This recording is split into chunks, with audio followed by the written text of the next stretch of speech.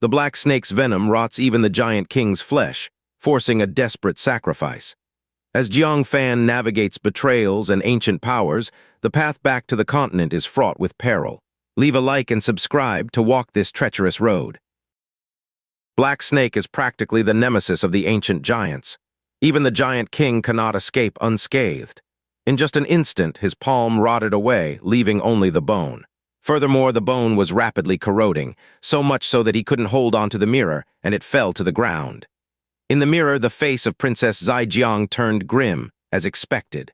This guy Jang Fan won't be so easily taken advantage of. Without hesitation, she advised, "Sever your arm, quickly," the two-star giant king realized. Immediately, he lowered his head and viciously bit off his own arm. The arm fell in response, and while still airborne, it rotted into a puddle of black sludge. If he was any slower, the snake venom would have spread to his body, and then it would truly be too late. And as he severed his arm, a fishhook swept in, hooking away the mirror on the ground, and Princess Zaijiang sighed slightly. "I knew it would turn out this way." She looked at the two-star giant king, her eyes sharp. "As a princess, I give you the highest order. Ignore me, kill Jang Fan."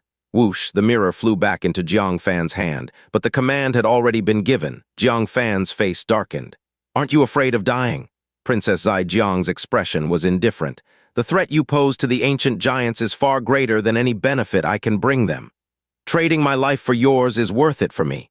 Jang Fan stuffed the mirror into his chest and casually took out wish paper, saying, "Everyone hold on to me?" The two-star giant king had already received Princess Zaijiang's order, and he would act according to it. Even if it resulted in Princess Zaijiang's death, with such an order, the giant emperor wouldn't overly trouble him. So this two-star giant king had nothing left to fear. Next, he would go on a killing spree. They had no choice but to flee. "To travel 80,000 miles with my friends." Jang Fan directly activated the wish paper, the space-time dust in his mouth rapidly depleting. But the two-star giant king had no more concerns. Would he give Jang Fan a chance to escape? His huge vertical eye was filled with ferocity, trying to escape. For the ancient giants, hands are not the only weapons. As he spoke, his mouth had already opened. A crimson long tongue, like a sharp arrow, shot out from his mouth, trailing shadows as it aimed at Jang Fan. It was too fast. So fast that even true word venerable and green pearl couldn't react. In fact, even if they could react, it would be useless. This was an attack from the two-star giant king, and no one could block it. The two women's expressions froze, their hearts suddenly stopped beating, breath halted. Their minds went blank. Jang Fan's vision was instantly filled with crimson, his head throbbed with pain. His mind also went blank for a moment. This attack was aimed directly at his head, targeting his vital points. The intent was to kill him instantly, giving him no chance, and the two-star giant king achieved this. In an instant, many important experiences flashed through Jang Fan's mind. The joy of a seed germinating, Su Yoren giving her private savings as his betrothal gift, meeting Gong Kei, encountering the demon emperor, uniting with concubine Xianxia, breaking through to the nascent soul realm. Scene after scene flashed through his mind. It all seemed so distant, yet as if it happened just yesterday. Is it over just like this? A bitter smile spread across his lips, but he still had so much to do. "Huh," the two-star giant king suddenly uttered a noise of doubt. Immediately, the intense pain in Jang Fan's head receded like a tide, as if nothing had happened. Even the bloody hole that should have appeared on his forehead vanished without a trace. If it weren't for the two-star giant king's tongue still in front of him, he would have suspected that being pierced through the head was an illusion. "This is—" Jang Fan paused, quickly realizing something, and immediately looked towards Venerate Zinny. He saw Venerate Zinny sitting cross-legged, half of his head smashed. Blood and brain matter continuously flowed down his cheeks. In his arms, he tightly held a piece of ice. Within it, vaguely visible, was a heart-shaped bronze lock. In the final moment, Venerate Zinny had picked up the luck transfer lock from the ground, transferring the damage meant for Jang Fan to himself. "You!" Jang Fan's heart felt as if it had been hit by a massive impact. He couldn't believe it, that the one who would save his life in the end was Venerate Zinny, who had wanted to kill him. "Careful!" cried true word venerable, snapping Jang Fan back to reality. The two-star giant king, his first attack failed, lashed his tongue viciously towards Jang Fan, seeking a second kill. This time it gave true word venerable, the demoness and green pearl time to react. The three of them made their moves simultaneously. Jang Fan, also inexplicably enraged, shouted, "Day and sword array!" His nascent soul power was instantly drained. The three top-grade spirit swords behind him transformed into a divine rainbow, slicing forward. Boom, clang, puff. The attack from the three venerables, plus an attack nearing venerable strength, collided violently with the long tongue. The spirit swords were knocked back. Jang Fan was slammed away, his chest caved in, and he spat out several mouthfuls of blood arrows. Green Pearl, the demoness and true word venerable, along with their yin-chi and spiritual artifacts, were blasted backward. Ah, the two-star giant king let out a shrill scream. His tongue was blasted apart in the middle, spewing black blood. He roared with venomous malice, "You all must die!" His body trembled like a drum being beaten. Large amounts of black blood gushed from his severed arm and shoulder. With a pop, two brand new arms and forearms grew out again. He swung both fists, instantly transforming into dozens of feet long, smashing the four of them. Already severely wounded, they had no strength left to fight. Jang Fan gritted his teeth, resolutely took out the mirror, pressed it against his chest, and chose to perish together with the princess. Puff! Suddenly, a muffled sound echoed around. Just as those arms were about to hit them, they suddenly shot skyward. Upon closer inspection, 100-foot-long jet-black demon blade descended from the sky, severing the two-star giant king's arms. At the end of the demon blade, a demon venerable in a red robe, eyes fierce as a wolf, coldly stared at the two-star giant king. "Trash from the heavenly realm dare to run rampant in my central earth. Desireless domain." The black divine ring on the back of his head flickered, the powerful domain instantly radiating in all directions. The two-star giant king's eyes suddenly became vacant and confused. As if he had lost all desire, even the thought of resisting the demon venerable's attack was absent. The newcomer was the Wuyu venerable, who was pursuing the demoness. He had chased all the way here, not expecting to find the giant king, who should have been in the heavenly realm, slaughtering the spirits of Central Earth. How could he stand by and do nothing? Seeing the domain controlling it, Wuyu venerable swung the demon blade horizontally, cleaving into the two-star giant king's chest. The two-star giant king was no ordinary opponent. He snapped awake from his momentary daze. Hurriedly roaring, he lowered his head, opened his mouth, and with his mouth full of fangs, bit down on the demon blade. Crack! A large number of teeth shattered and flew out, and his already huge mouth was sliced open on both sides. But what should have been a fatal strike, he blocked it with his teeth. HMPH! Wuyu venerable's killing intent surged, and he appeared with instantaneous movement. Giant King's arms were severed, his tongue lost. How could he still be a match for Wuyu venerable? Glaring resentfully at Jang Fan, he decisively turned and ran away in large strides. Wuyu venerable hesitated slightly, glared fiercely at the demoness, and decisively left her to pursue the two-star giant king. The demoness looked relieved, but how could she dare to stay? She wiped the blood from the corner of her mouth, looked reluctantly at Jang Fan, and said, "Young master, until we meet again. Sooner or later, I'll make you my concubine." With those words, she immediately darted away. The true word venerable was also seriously injured. She struggled to climb out of a scorched pit. But disregarding her own severe injuries, she hurried to check on Jang Fan. Both she and the demoness were gravely injured, let alone Jang Fan's nascent soul body. Looking around, Jang Fan was also lying in a deep pit that he had created, but he was lying in Green Pearl's arms. At the last moment, Green Pearl had held Jang Fan tightly, using her back to absorb the impact that Jang Fan suffered. Thus, Jang Fan's chest was only caved in, his internal organs severely damaged but not fatally. However, Green Pearl was not well. She had already fallen unconscious. The true word venerable sighed slightly, looking at Jang Fan's blood-stained face. She expressed relief. "We barely escaped with our lives." Jang Fan climbed up, but it was then that he realized his upper body bones were all broken, and he had no strength to move. He could only slowly recover by relying on a handful of revitalizing pills he had swallowed earlier. He first glanced at Green Pearl and found she was not in too much danger. Then he quickly looked toward Venerate Zinny's body. The relief in the true word venerable's heart faded away. She silently moved forward, lifting Jang Fan and bringing him to stand in front of Venerate Zinny. Jang Fan looked at Venerate Zinny's lifeless body and tentatively called out, "Is your soul still here?" as his words fell. A nearly transparent, fist-sized soul body slowly floated out from Venerate Zinny's corpse. I was shedding soul light specks continuously, rapidly dissolving. "You, are fine. That's good. The soul body before him was indeed Venerate Zinny. It persisted without dissipating, just waiting for Jang Fan to come. Jang Fan was shocked and asked, "Wasn't it possible to possess once? Why is it dissipating?" Venerate Zinny raspingly chuckled. "Do you really believe the young emperor's domain can bring people back to life? That was merely at the cost of sacrificing a chance to possess, just to reorganize the body." It turned out that Jang Fan's Dayan sword array had already severed the possession opportunity for Venerate Zinny. This time, death would mean true disappearance. Jang Fan looked at the luck transfer lock tightly held by the corpse and said complicatedly, "Why save me? Clearly, I was the one who killed you." Venerate Zinny's soul was dissipating even faster. The lower half was already gone. His voice grew even raspier. "Because you are my disciple. This is the last thing I can do for you as your master." Jang Fan's vision blurred, his heart trembled.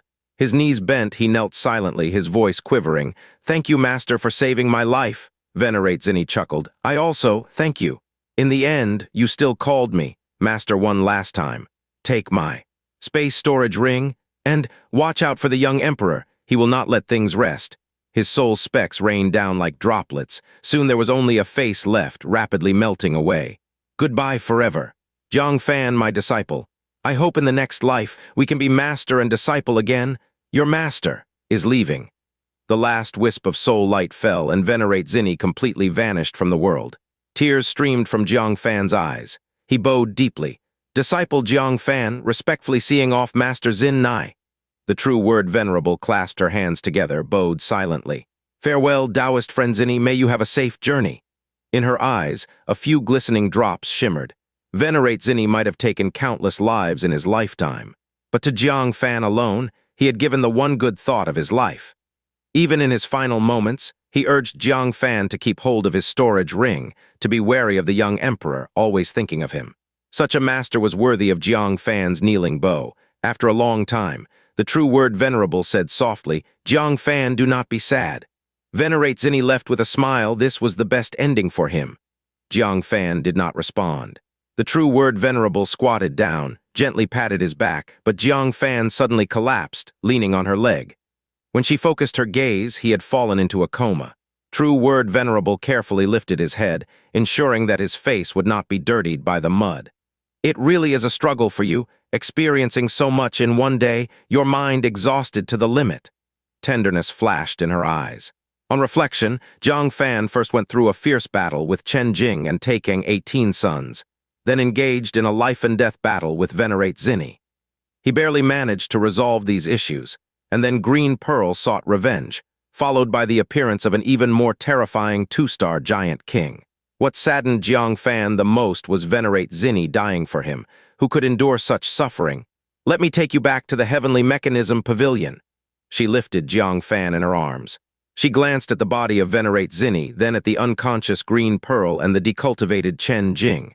Summoning a cloud, she swept them all up, except for holding Jang Fan. At that moment, there was a stirring in Jang Fan's arms, and the little Killin squeezed out of the space mirror.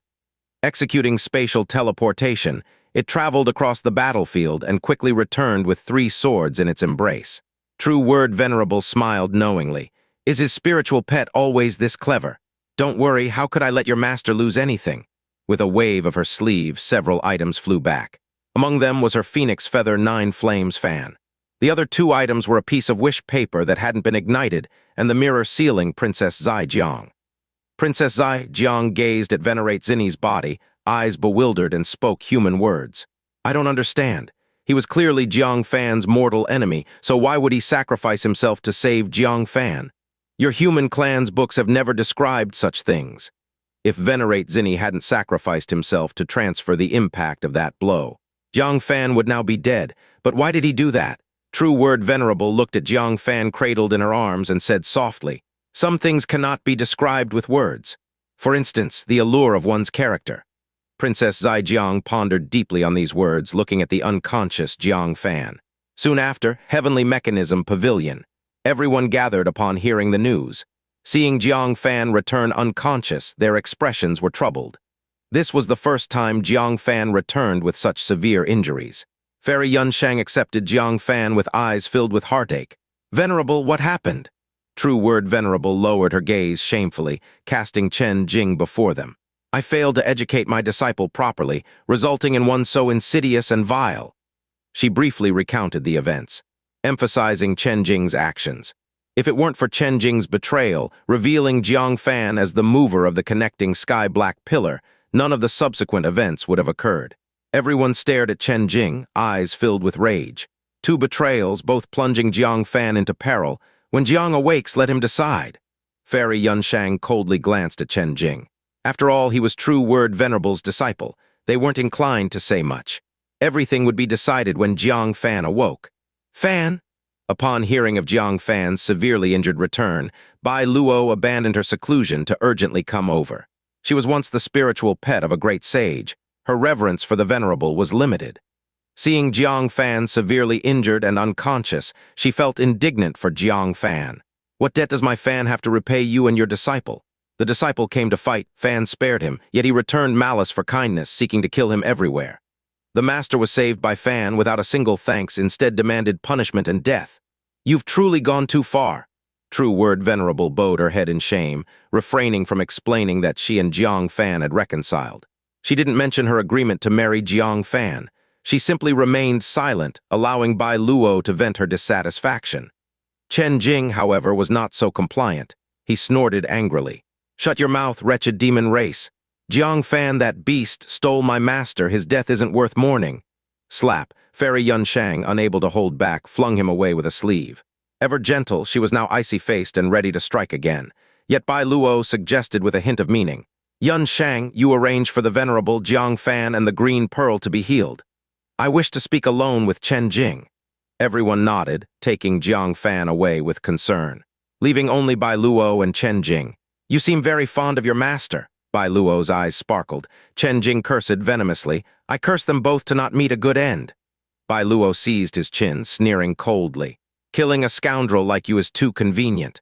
I want to make you suffer unbearably. Chen Jing grew wary. What do you plan to do? Bai Luo narrowed her eyes. I want you to watch as the woman you love most unites with my Fan.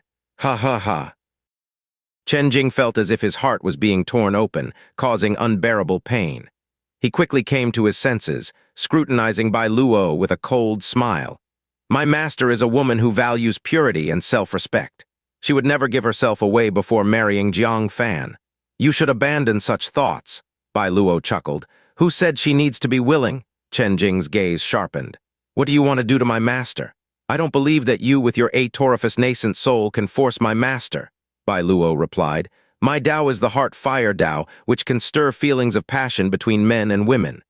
Chen Jing laughed instead upon hearing this. What a joke! A mere nascent soul realm dares to imagine controlling a divinity transformation venerable with madness. You sure know how to dream. Bai Luo smirked. There's no need to control her. I just need to stir up a little passion within her. Chen Jing frowned. It's true that madness can affect a venerable slightly, but only for a fleeting moment, and it's easily suppressed by the venerable. Such a small amount of passion is ineffective, unless... Suddenly he thought of something and gasped in shock. Panic spread across his face. You wouldn't. Bai Luo laughed. That's right. I heard your master say earlier that you betrayed my brother Fan in exchange for a strand of Venerate Zinny's domain. Venerate Zinny's domain can infinitely amplify the dark side of human nature. Tell me, if I activate Venerate Zinny's domain when your master is emotional and she is severely injured, can she still control herself? Hiss. Chen Jing's face changed drastically and he growled. You dare. Bai Luo slapped him across the face, coldly saying, Why wouldn't I dare? You betrayed my brother Fan and your master ungratefully pursued him. Now letting her spend a night with my brother Fan serves as both your punishment and your master's debt repayment. Both are satisfied. Chen Jing was both shocked and angry. You won't succeed. My master won't give you Venerate Zinny's domain. Bai Luo said indifferently. I'll find a way. You just need to watch closely. With that, she kicked him unconscious. Secret chamber. Fairy Yunshang checked Jiang Fan's injuries and gently relaxed her furrowed willow leaf eyebrows. There's plenty of revitalizing pills medicine power in Jiang's body, so his life is not in danger. He will wake up soon, you don't need to worry, all of you can leave. I'll take care of him alone. The others departed, leaving only the true word venerable behind with a sense of guilt. I'll wait for him to wake up, say a few words, then leave. Fairy Yunshang nodded, watching her with profound intent. Have you reconciled with Jiang Long? If it were the former true word venerable, she would have shouted to kill and cut off Jang Fan's lifeblood. How could she have ignored her own injuries to bring him back? How could she feel guilt? The true word venerable nodded gently. Fairy Yunshang's gaze grew more meaningful. Only reconciliation. The true word venerable lowered her head slightly, feeling inexplicably guilty. Only now did she realize that the secret chamber seemed familiar. It was the very chamber where she and Fairy Yunshang had served Jang Fan together for a night. Today, the three of them were again in the same chamber. This made her slightly nervous. Such coincidence. Seeing the true word venerable's expression, Fairy Yunshang understood, sighed softly. I knew you would end up like this. The true word venerable explained guiltily. It's not like you think between me and him. I have no intention of fighting you for him, there's no need to worry. Fairy Yunshang lightly shook her head. No need to explain, I understand. Back when you were hostile to Jiang Long and shouted for death, I knew you would fall like me sooner or later. Because the more hostile you are to Jiang Long, the less you can extricate yourself when you discover his goodness. Just like I did back then. The true word venerable wanted to argue but found no way to deny it. Because her willingness to reconcile with Jiang Fan was influenced by Jiang Fan's character. She looked at Jiang Fan's face. Truly, as Fairy Yunshang said, the face she once considered hateful became admirable after knowing his true self. However, she felt different from Fairy Yunshang. She remained calm, did not develop romantic affection. She wouldn't fall for Jiang Fan like Fairy Yunshang did, at least not now. How is Brother Fan? Bai Luo hurriedly entered. Regarding this unpleasant-toned member of the demon race, the true word venerable stepped aside to avoid her cold words. Jiang will be fine after a short rest, Fairy Yunshang said. Bai Luo lightly nodded, her gaze falling on the true word venerable with a hostile expression. Venerate Zinny is Brother Fan's master. His relics should all be inherited by Brother Fan, right? The true word venerable didn't say much. She summoned Venerate Zinny's body from the clouds and pointed to the luck transfer lock in his arms and the space storage ring on his finger. These are all Jiang Fan's. Bai Luo reached her hand out again. That domain should also be inherited by Brother Fan. The true word venerable hesitated. Strictly speaking, that strand of domain was confiscated from Chen Jing, not part of the relics. But she felt guilty, not daring to haggle over these relatively unimportant items. Thus, she readily handed over the jade scroll. With the items in hand, Bai Luo felt relieved. Yunshang, go see if Green Pearl has woken up. I'll take care of Jiang Fan. Fairy Yunshang was surprised. Why would Bai Luo compete with her to take care of Jiang Fan? She was Jiang Fan's partner and most qualified to care for him. Why would Bai Luo, a married woman, have any reason to compete? With quick thought, she guessed Bai Luo intended to do something inconvenient. She needed her out of the way. Looking at the true word venerable who wasn't sent away, she speculated it might be related to her. Without hesitation, she said, All right. After all, Bai Luo wouldn't harm Jiang Fan. Whatever she intended to do, let her do it. As she left, Fairy Yunshang noticed Chen Jing bound to a stone pillar outside the secret chamber. His mouth sealed, unable to speak. He looked extremely anxious, struggling desperately, making sounds through his nose. His eyes full of urgent pleading, as if in a dire emergency. Fairy Yunshang pondered briefly, suddenly realized what Bai Luo was about to do. She turned to stop, but paused. Emotionally, Sister Bai isn't wrong. Logically, having another strong woman in the heavenly mechanism pavilion is a good thing. Therefore, she ambled away, leaving Chen Jing desperately trying to warn the true word venerable inside to run. Yet the true word venerable was unaware. She nervously watched Bai Luo, sensing Bai Luo was targeting her. However, strangely, Bai Luo paid her no attention. Instead, quietly sat beside Jiang Fan's bed, watching his concave chest intently. The true word venerable was at a loss. She had no idea Bai Luo was imagining Jiang Fan's dangerous ordeal through his injuries, constantly imagining how Chen Jing treacherously twice pushed Jiang Fan into peril, and imagining how the thankless true word venerable, saved by Jiang Fan, responded with anger instead of gratitude. Such repetitive stimulus stirred intense emotional turmoil within her. Finally, after a cup of tea, her anger reached its peak, unleashing the madness belonging to her atorifious nascent soul. A wave spread out, simultaneously sweeping over Jiang Fan and the true word venerable. Word venerable felt a strand of madness sweep over her body. A rush of heat emerged from her abdomen. Her gaze involuntarily fell on Jiang Fan. She blushed and thought, how could there be such shameful madness? While suppressing the invading madness within her, she asked, "Bai Luo, have you gone mad? Do you need help?" Bai Luo turned around, her eyes burning with desire and on the verge of losing control. In her hand, she tightly clutched two items. One was Venerate Zinny's jade scroll. The other was the space jade token. With the last bit of consciousness, she crushed both items. The true word venerable, unguarded, watched as the domain jade scroll was crushed and called out, "Stop, what are you doing?" Crack. The jade scroll shattered, and the heart evil domain burst forth, instantly striking the true word venerable. She tried to resist, but with her injuries, part of the domain still surged into her body. If it were just that, it wouldn't be much of a problem. But in combination with that strand of heart fire, the heat in her heart surged tenfold. She, too, immediately became feverish, losing her ability to resist. With no resistance, the heart evil domain fully invaded, and her emotions within blazed like hot oil on a fire, reaching a peak. No, it can't be like this. She forced herself to resist. But her body, out of control, stumbled toward Jang Fan. Jang Fan, just awakening from unconsciousness, was hit by both the madness and the domain, swaying as he woke up. If the true word venerable couldn't withstand it, how could he? Seeing the true word venerable walking toward him, he breathed heavily, pulling her over and pinning her on the bed. As for Bai Luo, she crushed the space jade token in her hand, teleporting herself out. Given her intimate relationship with Yellow Springs, she was naturally randomly teleported to Yellow Springs' secret chamber. Inside the room, only Jang Fan and the true word venerable remained. Only dry wood and a raging fire remained. Outside, Chen Jing, tied to a stone pillar, heard the soft cries of his master inside the room. "Jang Fan, wake up, we can't." Rip. The response was the sound of clothes being torn. Chen Jing's eyes bulged as he struggled desperately to break free from the chains. But having no cultivation left, how could he possibly break free? "Jang Fan, I'm begging you." His master's pleas were suddenly muffled. Chen Jing could already imagine the scene. His eyes strained, stamping his feet on the ground. But he could stop nothing. He could only listen to the sound of his master's clothes being torn, her intermittent soft cries. In the end, when all sounds ceased, a sharp and undulating cry, trembling and drawn out, penetrated the secret chamber, climbing to the skies.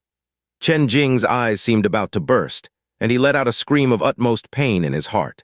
He witnessed firsthand that the woman he pursued all his life had become Jang Fan's woman. Moreover, it was all accomplished using his heart evil domain. "No!" Chen Jing, with a heart-wrenching cry, wished nothing more than to pierce his own ears, to hear nothing at all. But under Bai Luo's intentional removal of the secret room's sound insulation barrier, every subsequent sound inside clearly echoed in his ears. Every sound was like a needle, fiercely stabbing into his heart, making him feel tortured beyond belief. A fierce wind blew past. The delicate flowers subjected to wanton ravaging did not fear, spreading petals wide, blooming with everything, silently resisting the wind's conquest. Again and again, as the morning sunlight spilled, illuminating the earth anew, the vibrant flower drooped wearily. The pink stamen filled with white frost. It was conquered, utterly and completely conquered, in the secret chamber. The true word venerable stared down at true white in her hands, the marks covering it making her dazed. Unable to believe she had become Jang Fan's woman. Jang Fan, too, was a bit stupefied, staring blankly at the true word venerable. Meeting each other's gaze, they each turned away, not daring to look. If at the start they were under the influence of the heart evil domain, later they were already sober. Yet they continued regardless. Jang Fan bit his lip lightly, not avoiding it, grabbing her hand and said, "Move to the heavenly mechanism pavilion and live with Yun Shang." The true word venerable gently shook off Jang Fan's hand. "No need. I don't need you to take responsibility. This was Bai Luo's doing, not your intention." She had already understood what had happened. It was Bai Luo making her pay for past deeds. She bore no resentment. On the contrary, she felt somewhat relieved. This way, wouldn't no one feel she owes Jang Fan anymore. She glanced at the torn gown scattered on the ground, silently taking out a new one to put on. "Leaving?" Jang Fan asked. The true word venerable nodded, returning to Washing Moon Lake secluding. Let's consider today never happened. How could Jang Fan let her leave? He had clearly taken her first time. Thinking it over, Jang Fan said, "If you leave, what if the two-star giant king comes back?" The true word venerable paused in dressing, becoming worried. The two-star giant king would clearly not let Jang Fan go. He could come to kill at any time. Without a venerable by his side, Jang Fan would surely die. And green pearl, who knows if she's woken up. Leaving now, she indeed felt uneasy. As she pondered, Jang Fan hugged her waist from behind, pulling her into his embrace. "Stay with me a little longer." The true word venerable blushed, slapping his hand away, saying, "Staying is fine, but you're not allowed to touch." Jang Fan agreed wholeheartedly. "All right, let's lie down a bit more. I promise not to touch you. It's a bit cold, don't catch a chill. I'll hold you, I swear not to move. I'll just be on the outside, I promise not to go in." The next moment, the true word venerable closed her eyes, letting out a soft, melodious moan. Half a day later, "Men are all liars. You allowed yourself to be deceived by me, didn't you? You're awful. Jang Fan, why does it feel like? I can't stop. Don't worry, it's the heavenly fox bloodline. Ah, how do I stop it? Leave it to me." After a whole day, the true word venerable, utterly exhausted, looked at Jang Fan sleeping with a strand of true white in his mouth. She, both annoyed and amused, poked his forehead. "Are you trying to make this day next year my death anniversary? Exhausting me like this?" Even her venerable body felt like it was falling apart. Jang Fan woke up, spitting out true white. His eyes slightly blackened, he weakly said, "I can't go on anymore. It's not just my life's at risk, my seven-orifice nascent soul's cultivation is almost at its limit." After 2 days of oblivious toiling, the heavenly fox bloodline desperately absorbed cultivation, propelling Jang Fan to the seven-orifice nascent soul peak. Just a step away from entering the eight-orifice nascent soul realm, but he hadn't found his path yet. If he entered the eight-orifice nascent soul like this, the ancient saint would assign him a random path. Such a path is very hard to achieve divinity transformation. Thud, thud. Suddenly, knocking echoed from outside the secret chamber. It was Fairy Yunshang. "Jiang, the Jiaxiang village chief from Wangxiang village has been waiting for you for 2 days." Relic soon the stone door opened. True word venerable, clad in a fresh yellow long dress, flashed out. She exchanged a glance with Fairy Yunshang, immediately turned her face away in embarrassment and said toward the secret chamber, "I am going back to Washing Moon Lake for a retreat. Don't come looking for me again." Then, with an instantaneous movement, she left the heavenly mechanism pavilion as if fleeing. Fairy Yunshang shook her head slightly. "What's there to be ashamed of? We both served one husband together." Jang Fan followed closely, also feeling too embarrassed to look at Fairy Yunshang, and said, "I will go to meet Jiaxiang village chief now." Earlier, after moving the connecting sky-black pillar to Wangxiang village, a series of events occurred. He almost forgot about the Usura clan in Wangxiang village. Just as he was about to leave, he discovered a young man tied to a stone pillar outside the secret chamber. His hair was disheveled, eyes bloodshot, and his skin was turning black. Who else could it be but Chen Jing? But he was already dead. His mouth was full of dried black blood. A large pool of blood had formed on the ground, and in the blood lay half a tongue. His face was twisted with pain and anger, his features contorted in a hideous grimace.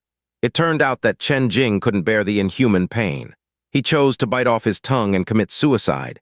Jang Fan, with no expression, flicked his fingers, and a mass of netherworld ghost fire reduced his body to ashes. There was not a hint of sympathy in his eyes. Everything was brought upon himself by Chen Jing. He had no one else to blame. Sect Master Hall. Jang Fan flashed over. Jiaxiang village chief, who had been waiting in the hall for 2 days, breathed a sigh of relief. Young Master Jiang has finally finished his business. Jang Fan sat down with the help of a chair and said, "Jiaxiang village chief, how many villages have you contacted?"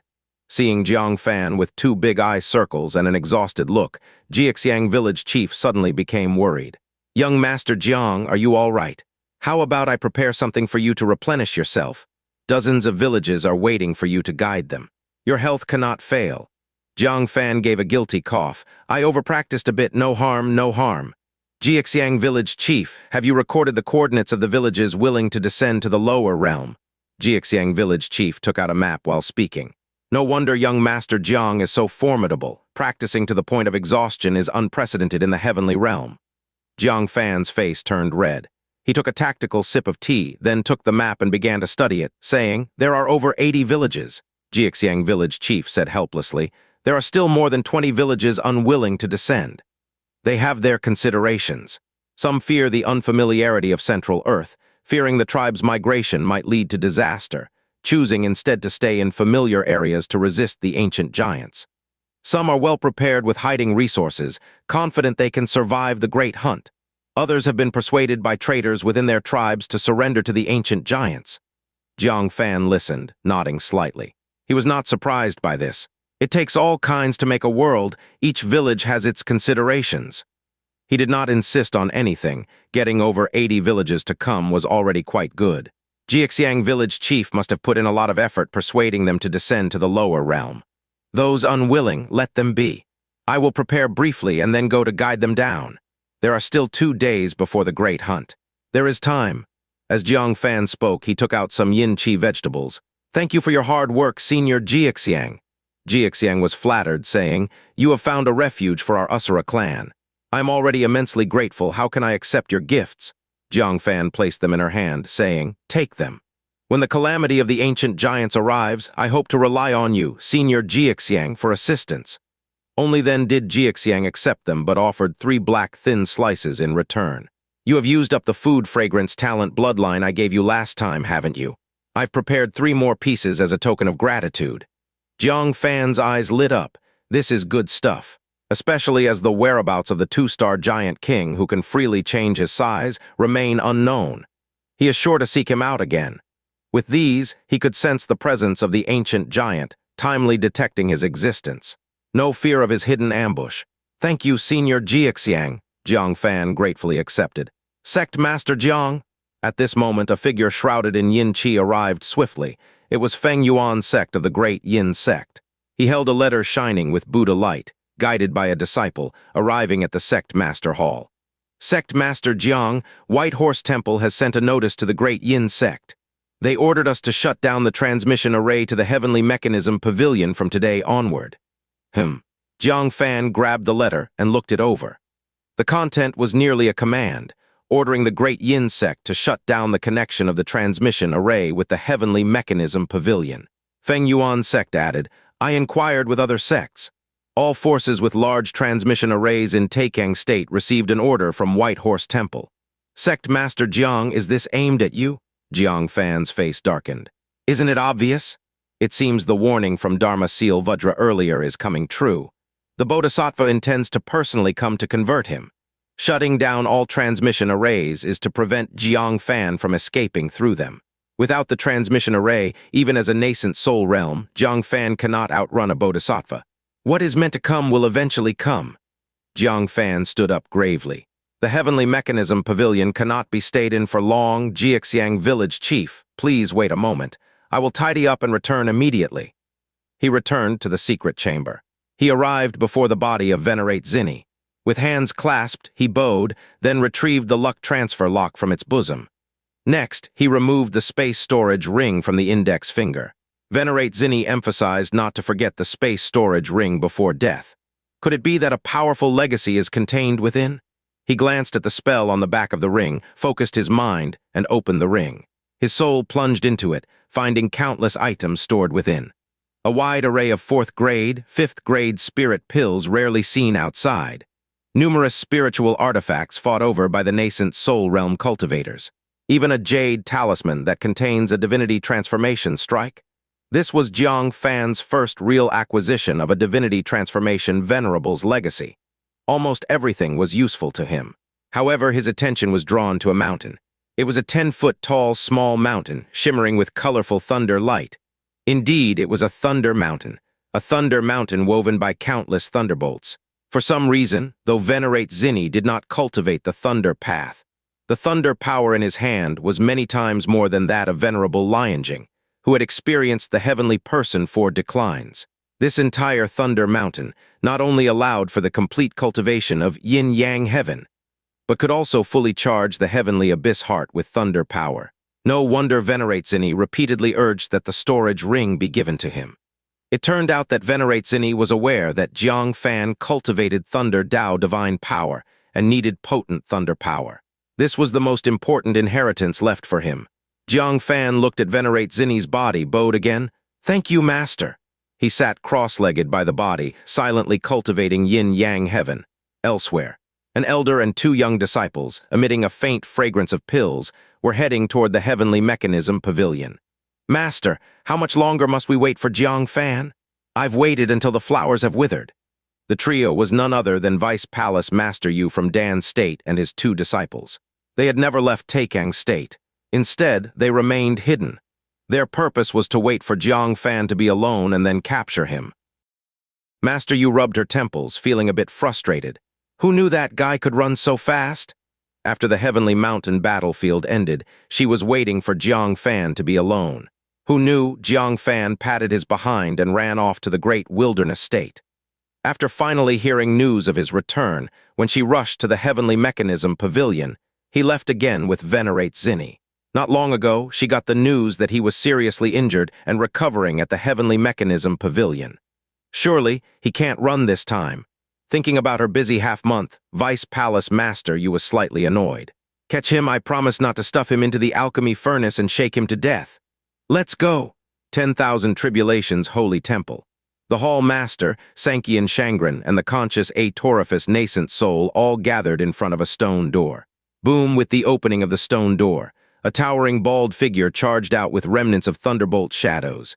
He laughed out loud to the sky. The 5th chapter of the Heavenly Thunder 6 parts is perfected. Ha ha ha! Everyone showed expressions of excitement. 5 chapters of the Heavenly Thunder 6 parts perfected, truly worthy of being a venerate. Except for the lost yin-yang heaven, the venerate has perfected them all. Heart Demon Venerable was quite proud and chuckled. Evil Crow laughed at my 10,000 Tribulations holy temples, Heavenly Thunder 6 parts, as not being as perfected as an outsider like Jang Fan. Now he can't laugh anymore. In this world, who else but me can? Just as he was laughing, a thunder light suddenly shot up from the main peak of the 10,000 Tribulations holy temple, straight into the sky. In the thunder light, mysterious characters could be vaguely seen. These were not Central Earth's characters, nor were they Hell language, but a brand new type of characters that neither realm had. The Hall Master was shocked. That object has reacted. Didn't the ancestors say it would only react when all of Heavenly Thunder 6 parts were perfected? But how is it possible? Yin-Yang Heaven has been lost for hundreds of years. Even if someone perfected the other 5 chapters, this one could never be completed. Heart Demon Venerable was also stunned, somewhat in disbelief. With closed eyes sensing, he then suddenly opened them, looking southeast. Is that the Heavenly Mechanism Pavilion? Is it Jang Fan? That bastard perfected the Heavenly Thunder 6 parts. Heart Demon Venerable's eyes widened, feeling a constricted chest, almost spitting out old blood. He thought that by perfecting 5 chapters, he'd stop any gossip. Who knew Jang Fan actually perfected all 6 chapters? Go! Invite that guy to 10,000 Tribulations Holy Temple, Heart Demon Venerable said with a tone of frustration. Everyone showed expressions of excitement. They understood that inviting Jang Fan was for Yin-Yang Heaven, but more importantly, it was for that object which hadn't reacted for 1,000 years. They wondered what would happen after Jang Fan activated it with the Heavenly Thunder 6 parts. According to the Sex records, that object fell from the heavenly realm and was unbelievably mysterious. Heavenly Mechanism Pavilion. Secret Chamber. Yin-Yang Heaven, Jang Fan lowly shouted. A series of black and white Tai-Kai diagrams floated around him, linked to form a sphere protecting him at the center. Just like when Xia Kaoj used invisibility to escape initially, he showed excitement. The Heavenly Thunder 6 parts is completely perfected. According to the cultivation technique, the combined 6 chapters rival heaven-level techniques. How does this combination work? Is it by simultaneously using 6 Thunderdao divine powers? As he pondered, a chill feeling washed over. Jang Fan dispersed the thunder and with a gesture opened the stone door, finding green Pearl standing outside. She was currently feeling unsure. The appearance of the 2-star giant king disrupted her and Jang Fan's plans. If he escapes back to the heavenly realm, even with the head of Venerate Zinny, it will be meaningless. Jang Fan stood and said, "Don't rush yet. Wait for the outcome between Wuyu Venerable and the 2-star Giant King before making any decisions. If the 2-star Giant King is dead, that would be best and will continue as planned. If he escapes to the heavenly realm, then I will personally go up and reclaim your soul for you." Green Pearl's anxious heart was finally calmed. Though unsure how Jang Fan would reclaim her soul from the 5-star Giant King, his words alone gave her inexplicable reassurance. "I'll accompany you to move the connecting sky-black pillar to avoid the 2-star Giant King suddenly attacking." Jang Fan gently shook his head. "You shouldn't be with me in front of those villages. To avoid internal traitors among the ancient giants reporting your situation to the heavenly realm. Then, even without the 2-star Giant King, you'll be exposed. Among so many villages, mixed with fish and dragons, it's hard to ensure there aren't ancient giant spies among them. Green Pearl asked, "What if you encounter the two-star giant king?" Jang Fan replied, "Green Pearl's wife is worried about me." Green Pearl stomped. "You people, how can you start joking with just a few words? Weren't you satisfied after 2 days of tormenting true word venerable?" Jiang Fan flushed with embarrassment. How did Green Pearl hear about this too? He couldn't stay any longer and said, then just stay in the heavenly mechanism pavilion and wait for my news." Then hurriedly he dashed to the sect master hall. Heavenly mechanism pavilion master and Fairy Yunshang awaited within the hall to see him off. Fairy Yunshang softly said, "Jiang, escort the Usura clan, then visit the continent. Don't let Miss Yue wait too long. And Gong Kei, persuade her to return personally. She's alone on the continent and quite pitiful." Jiang Fan gently nodded. "I understand." After a moment's contemplation, he said, "Take good care of Nangong Ziolan." Despite her lack of sibling affection with Chen Jing, they are direct siblings. She surely must feel something from Chen Jing's death. Fairy Yunshang replied, "Jiang, you're always considerate. I'll go accompany her later. Won't let her be sad alone." Only then did Jiang Fan feel at ease. "Then you all train well, I'll be back soon. Jiaxiang village chief, let's set off." Jiang Fan and Jiaxiang village chief arrived at the underground palace transmission array. He tried to connect with the transmission arrays of other sects. Result: just as Feng Yuan sect said, most sects have severed the transmission link with the heavenly mechanism pavilion. Only Washing Moon Lake retained it. Even the Great Yin sect didn't dare defy the Bodhisattva's order, sealing their array. It's always reliable to trust one's own people. Jiang Fan could only leverage Washing Moon Lake, then head south to move the connecting sky-black pillar. With the array's transmission, Jiang Fan and Jiaxiang village chief vanished within. Washing Moon Lake, White Tower. True Word Venerable had just finished bathing, her wet hair hanging down, sitting idly by the spirit pond. Her mind replaying those wild scenes. Unable to hold back, she covered her face, wanting to find a place to hide. How could I obediently let him do as he pleased for 2 days? This guy is truly a thief. Stole my fish, then stole my person. She looked at the female spirit fish in the water, blushingly muttering to herself. Previously, when Jiang Fan used the void fishing rod to save Green Pearl, she recognized that as the fishhook that took her female spirit fish right in front of her. Never expected, the fishhook owner was Jiang Fan. After stealing her fish, now stealing her person. Will he steal her heart next? Little thief, bad little thief, will never see you again. Let's see how you steal again. True Word's wife, open the door, it's Jiang Fan. True Word Venerable's body trembled and she suddenly stood up. She suspected her ears were hearing wrongly. That voice was Jiang Fan's? Did he come looking for her again? Venerable kept retreating continuously as if a ferocious beast were approaching. "Why are you here again? I told you not to come back to me." Jiang Fan stood outside the secret chamber and said, "I'm just here to say goodbye. The Bodhisattva is coming to transcend me. Perhaps this is our last time." Before he finished speaking, the stone door immediately opened. The True Word Venerable's face showed a trace of urgency. "Are you just going to let him transcend you?" But then she realized Jiang Fan didn't look anxious at all. Instead, he said with a half-smile, "You're really worried about me being transcended." Only then did the True Word Venerable realize that Jiang Fan had purposely provoked her into opening the door. Embarrassed and angry, she raised her hand to close the stone door, scolding, "You troublemaker, better cut off your desires soon." But before the stone door closed, Jiang Fan slipped inside. His large hand mischievously wrapped around her soft, slender waist, pulling her into his embrace. The True Word Venerable was instantly enveloped in a searing heat. Her body turned weak and limp, unable to muster any strength. "Let go of me," she struggled symbolically twice, then yielded. Jiang Fan lifted her chin slightly. "Your father was right, you disdain me verbally, but your body is very honest." The True Word Venerable lightly hit him. "You're mocking me again? Had I known earlier, I should have learned from other forces and closed off your heavenly mechanism pavilion's transmission array as well." Jiang Fan smiled silently, simply holding the beauty in his arms. The experiences between him, the True Word Venerable, and the Fairy Yunshang were somewhat similar. The difference was that after uniting with Yunshang, she was as gentle as water. The True Word Venerable still had a bit of resistance, like a kitten unwilling to be tamed, occasionally using her little claws to scratch him. "Hey, are you really not worried about the Bodhisattva transcending you? After I received the notification from the White Horse Temple, I sweated a bit for you. I've been in the Taikang state for so many years, never seen the Bodhisattva leave the White Horse Temple. He's absolutely serious about transcending you. Jang Fan got serious and said, "Do you have confidence in dealing with him?" He came to find the true word venerable. One of the purposes was to discuss dealing with the Bodhisattva's transcendence. In the Taikang state, the venerable he trusted most was undoubtedly true word. But the true word venerable shook her head. No confidence. Back when we ascended to the heavenly realm together, he suffered the least injuries, so it's hard to say what his current strength is. But undoubtedly higher than mine and Venerate Zinny's. Jang Fan slightly nodded. Previously, a single Buddha's name from the Bodhisattva left Venerate Zinny in a state of trance for several breaths. If it were a direct battle, Venerate Zinny might have long been dead. So the Bodhisattva's strength is definitely above true word and Zinny. No matter if you can stall him for a while, that's enough.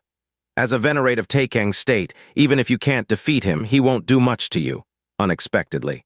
The true word venerable's eyes showed complexity. I'm afraid I cannot help you. Oh, the true word venerable won't help him. Could it be emotions are not in place? Jang Fan chuckled and said, "Let's talk about it in bed."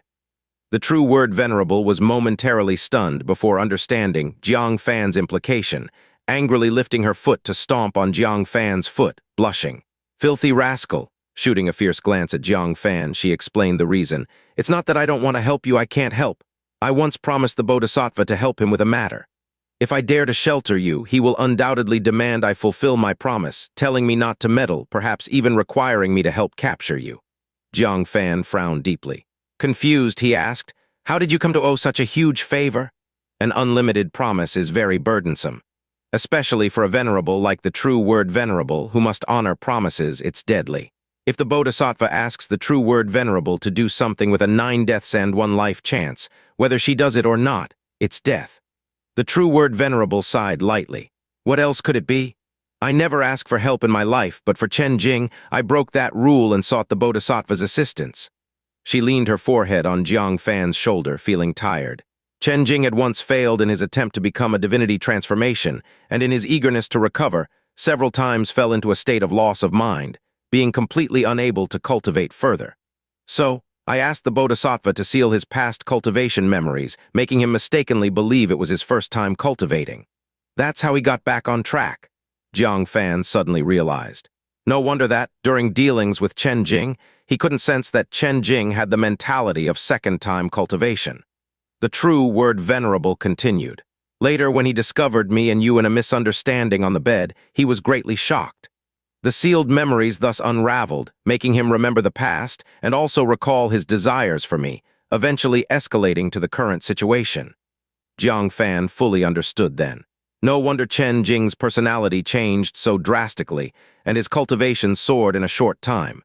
It turns out he recovered his past memories. He gently patted the true word venerable's back, kissing her forehead. You sacrificed so much for him, yet he didn't understand. What a hardship for you. Agreeing to an unrestricted promise to the Bodhisattva was essentially risking her life to reopen a cultivation path for Chen Jing. Unfortunately, he didn't cherish it. The true word venerable, for the first time, opened her heart to someone. Her heart softened. Her body followed, softly leaning in Jang Fan's embrace, no longer resisting. It's all in the past, it's not important anymore.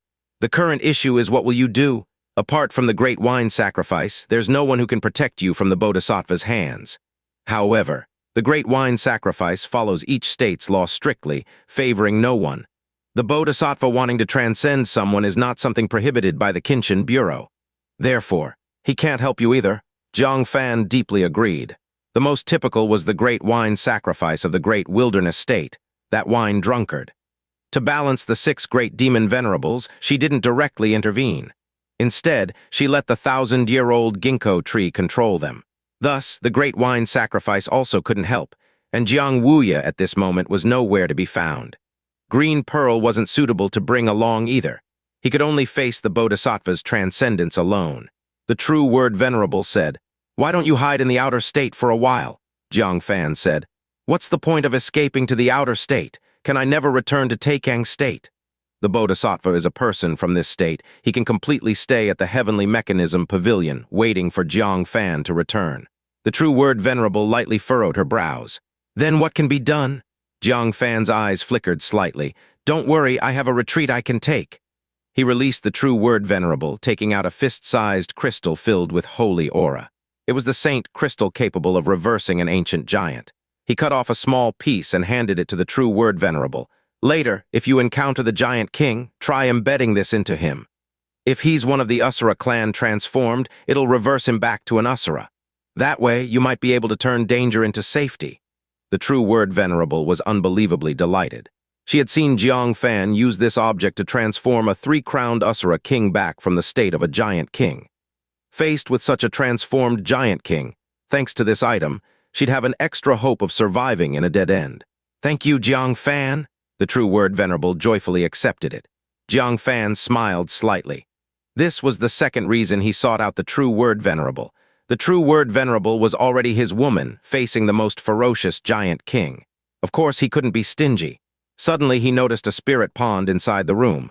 There were 9 fish radiating spirit light from their bodies inside. Jang Fan paused and murmured, "These fish look strangely familiar." Not just familiar, but it tasted pretty good too. After you ate it, did your cultivation in the nascent soul realm increase significantly? Jang Fan looked surprised. Oh, how did you know? In the past, when he was summoned by True Word Venerable on the way to Washing Moon Lake with Hua Wying, he casually cast a rod and ended up catching a spirit fish to roast and eat. The appearance of that spirit fish. He looked at the spirit fish happily swimming in the pond, his expression froze. "Did I fish out your spirit fish?" Jang Fan asked in astonishment. True Word Venerable replied irritably, "Finally remembered. You little thief, I was raising it to break through the heavenly human 2 declines realm. And you fished one out right in front of me." Jang Fan laughed awkwardly and pulled True Word Venerable back into his embrace. "First I fish out your spirit fish, then I fish out you, my mermaid. We must be destiny-bound." True Word Venerable broke free and said, "Who's your mermaid? All right, you should leave now, don't come looking for me anymore." "I'm serious, until there's a proper status, we can't keep being so reckless." She appeared conflicted. Jang Fan understood her concerns. She wasn't the obscure fairy Yun Shang, but a renowned venerate. With all of Taikang's state watching, she couldn't act impulsively. Jang Fan felt reluctant. Suddenly, out of the corner of his eye, he noticed 9 female spirit fish swimming over, curiously observing them. His gaze shifted. "These fish aren't effective yet, are they?" If they were, True Word Venerable would have used them already. True Word Venerable nodded slightly. "It'll be another half a year before they mature. Only then can they help me break through the heavenly human 2nd decline. But unfortunately, I can't wait any longer." She looked regretful. She had invested a lot of effort into cultivating the female spirit fish. She hadn't expected the catastrophe of the ancient giants to disrupt her plans. Jang Fan pondered. "Haven't matured yet? I do have a method, perhaps with a bit of luck it could help them mature faster." True Word Venerable's eyes lit up. "Really?" She had dreamt of quickly breaking through the heavenly human 2nd decline realm. Jang Fan teased, "Then can I come find you in the future?" True Word Venerable bit her red lips lightly. "You naughty person, always trying to manipulate me." After a few struggles, she finally conceded. "All right, if you can mature the spirit fish and help me break through the heavenly human 2nd decline, I won't care about any gossip." Jang Fan's eyes were aflame. This meant he could seek out True Word Venerable whenever he wanted in the future. He suddenly felt very motivated. "Close your eyes, and I'll give you a surprise." True Word Venerable began to anticipate eagerly. With Jang Fan speaking so confidently, she immediately closed her eyes. Jang Fan took out a piece of breath soil, his eyes full of hope. Back then, Gu Zinner had applied breath soil to her chest and changed drastically. Now making these spirit fish grow quickly shouldn't be difficult, right? Staring at the spirit fish swimming nearby, Jang Fan tossed a piece of breath soil into the pond. The female spirit fish, mistaking it for food, scrambled for it. The largest of the spirit fish swallowed the breath soil whole. Lacking cultivation, unlike Gu Zinner, who was a nascent soul fairy, the effect was slow to manifest. The impact of breath soil on the spirit fish was immediate. They began swelling rapidly before their eyes. Soon it grew from chopstick length to 3 feet long, emanating powerful spiritual pressure, clearly mature. But before Jang Fan could celebrate, the spirit fish continued to expand. Within 2 breaths, it reached a full 10 feet and was still growing. Jang Fan felt a sense of foreboding. Indeed, the spirit fish couldn't withstand the rapid growth and burst apart, its bright red blood spreading quickly through the entire spirit pond. As the blood spread, other spirit fish affected by the breath soil also began swelling rapidly, and soon all started mutating, bursting one after another. The whole pond of female spirit fish was dead. Jang Fan stood there dumbfounded. These spirit fish were too delicate. Now things were really messed up. Is it ready yet? True Word Venerable was itching to open her eyes. Jang Fan, feeling guilty, said, Yes, yes, count down from 10 and you'll see the surprise. True Word Venerable, overjoyed, started counting down eagerly. 10, 9, 8. How could Jang Fan dare to linger? He snuck out of the secret chamber and quickly made his escape using cloud shadow. Noticing Jang Fan's movement, True Word Venerable frowned but obediently finished her countdown. 1, she called the last number, opened her eyes expectantly, and looked towards the spirit pond. But what met her eyes was just a pond full of blood. She was dumbfounded for 3 full breaths before reacting, letting out a frenzied scream. Jang Fan, get back here. She gazed at the once lively spirit fish with heartache, feeling like her heart was bleeding. Years of effort all ruined by Jang Fan, just then. In the farthest corner of the spirit pond, a splash of water rose. A 3-foot-long spirit fish floated up, belly up. It was barely moving its tail on the brink of death. It turned out that, being furthest from the other fish, it was the least affected and avoided self-destruction. Outside Washing Moon Lake, Xianxia village chief looked at Jang Fan, running over in a sorry state with a strange expression. Young Master Jiang, it seems someone was cursing you. Jang Fan coughed dryly. Really? I didn't hear anything. Must be you new to Central Earth, hearing things because of the environment. Come on, let's get down to business. With that, he left first. Xianxia village chief was speechless. I'm having trouble with the environment. At that moment, cheers rang out from the White Tower. Jang Fan, come back quickly. Xianxia village chief paused in confusion. Why does it go from cursing to affection? Am I really hearing things? Is Central Earth's environment really that strange? Soon after, Jang Fan arrived beside the connecting sky-black pillar, surrounded by the people of Wangxiang village. Bai Xin and several members of the Kenshin Bureau were organizing them. Those at or above the nascent soul middle stage were to go to the Kenshin Bureau to be the backbone in resisting the ancient giants in the future. The others were sent to a designated island, not permitted to wander Taikang state freely. Seeing Jang Fan's arrival, Bai Xin set aside her work and approached him. Long time no see. Bai Xin, carrying the Minxin sword given by Jang Fan, greeted him. Though still expressionless and calm as always, initiating a greeting was something rare for her. Jang Fan nodded, suddenly realizing Bai Xin had broken through to the 7-orifice nascent soul. Have you found your path? Jang Fan asked. Bai Xin nodded and simply uttered 2 words, justice. Jang Fan was astonished. Bai Xin had just broken through to the 7-orifice nascent soul and already found her path. But thinking about it, it made sense. Bai Xin's mind was pure. She'd always been doing one thing, eliminating evil. So her path didn't need finding, it had always been there. Congratulations, with your disposition you have hope for divinity transformation. Jang Fan looked envious. Bai Xin nodded. How about you? Have you found your path? Jang Fan smiled bitterly, still searching. Bai Xin thought for a moment and said, return to where it all began and ask your heart. Jang Fan was stunned. This was similar to what Venerate Zinny had said. Look back on the road you've traveled, the answer lies within. The road traveled, the place where it all began. Jang Fan couldn't help but look towards the continent. He came from the continent. Everything also began on the continent. There are many old friends there. Perhaps I really should go back for a visit. Since Bai Qianhu. Now I should address you as commander. Since Commander Bai is also here, then I will only be responsible for guiding the Asura clan next. The resettlement will be entrusted to Commander Bai and all the Sky Watchers. Bai Xin nodded. All right. Thus, the action to guide the Asura clan grandly unfolded. The Asura clan in the heavenly realm were brought down village by village, then orderly managed by the Kenshin Bureau.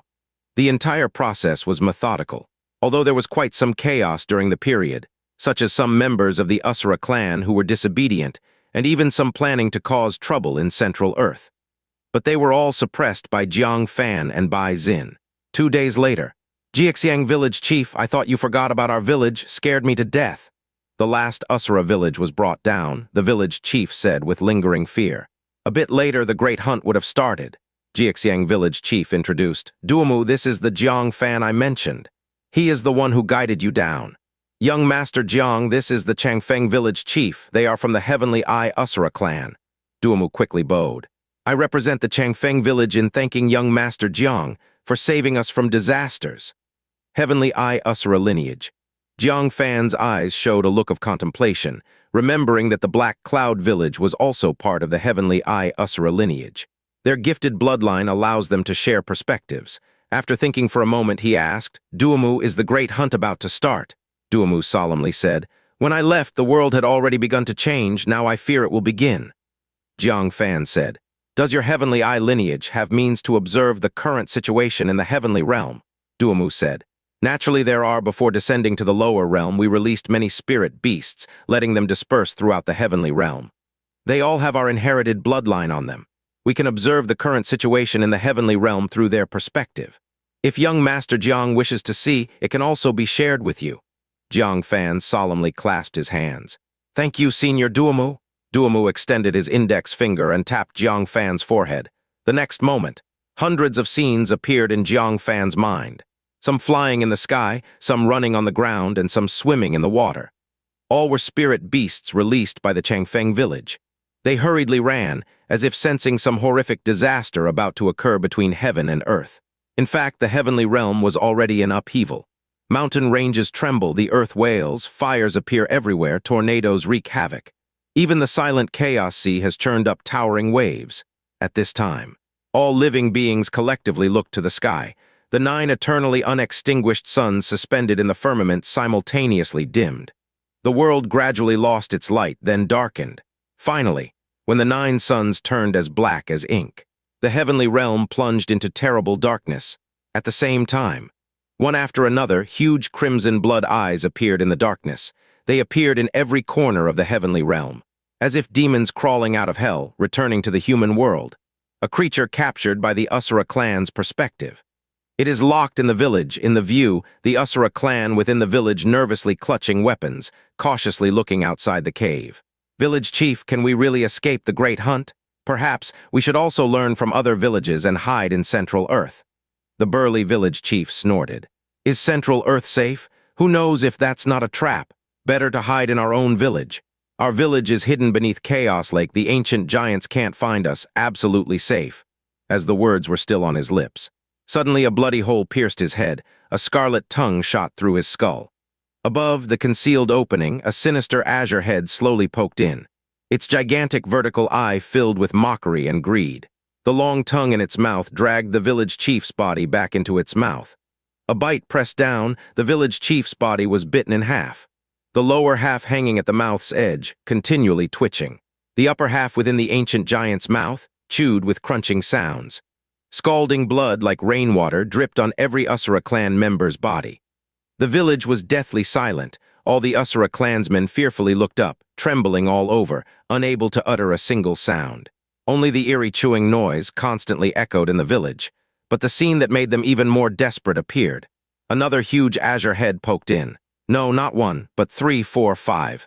As many as a dozen ancient giants like ferocious specters unleashed drilled in. At this moment, the Usura clansmen began to flee in terror. Frightened screams, terrified roars, the sound of falling chaos. The village was in chaos. Very soon, screams accompanying chewing sounds, painful roars accompanying sinister laughter. Blood and shattered bones, crying and death became the only melody in the village. A 2-year-old child stood in a pool of blood, holding a hand as he cried and ran towards the spirit beast locked in a cage. That hand was his mother's, just now clutching him, dodging everywhere. But they were discovered by an ancient giant. The mother was eaten in one bite. Only the hand still tightly holding her son was left. The child cried fearfully, looking at the very obedient spirit beast in the cage, treating it as reliance. Trying to run to it, seeking ultimate refuge. With a thud, behind him jumped down an ancient giant 10 feet high. The child was more terrified, clutching his mother's hand, desperately running towards the spirit beast.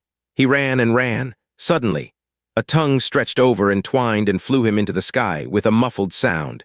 In the rain of blood, that mother's broken hand fell down alone. The child's cries abruptly stopped. "Beast!" Jang Fan wiped away the scenes in his mind. Both fists clenched, reddish eyes suffused with tears. His face overflowed with appalling, killing intent. He watched helplessly as that child, running towards him seeking refuge, was eaten alive. That was still a child clutching his mother's hand while dying.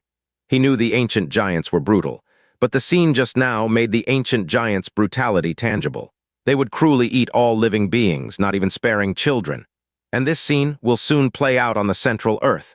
He drew out the mirror, looking at Princess Zaijiang in it, feeling unprecedented hatred in his heart. All of you ancient giants should be killed. With strength in his fingers, the entire mirror creaked, about to explode. Looking at the red-eyed, seemingly deranged Jang Fan, Princess Zaijiang was taken aback.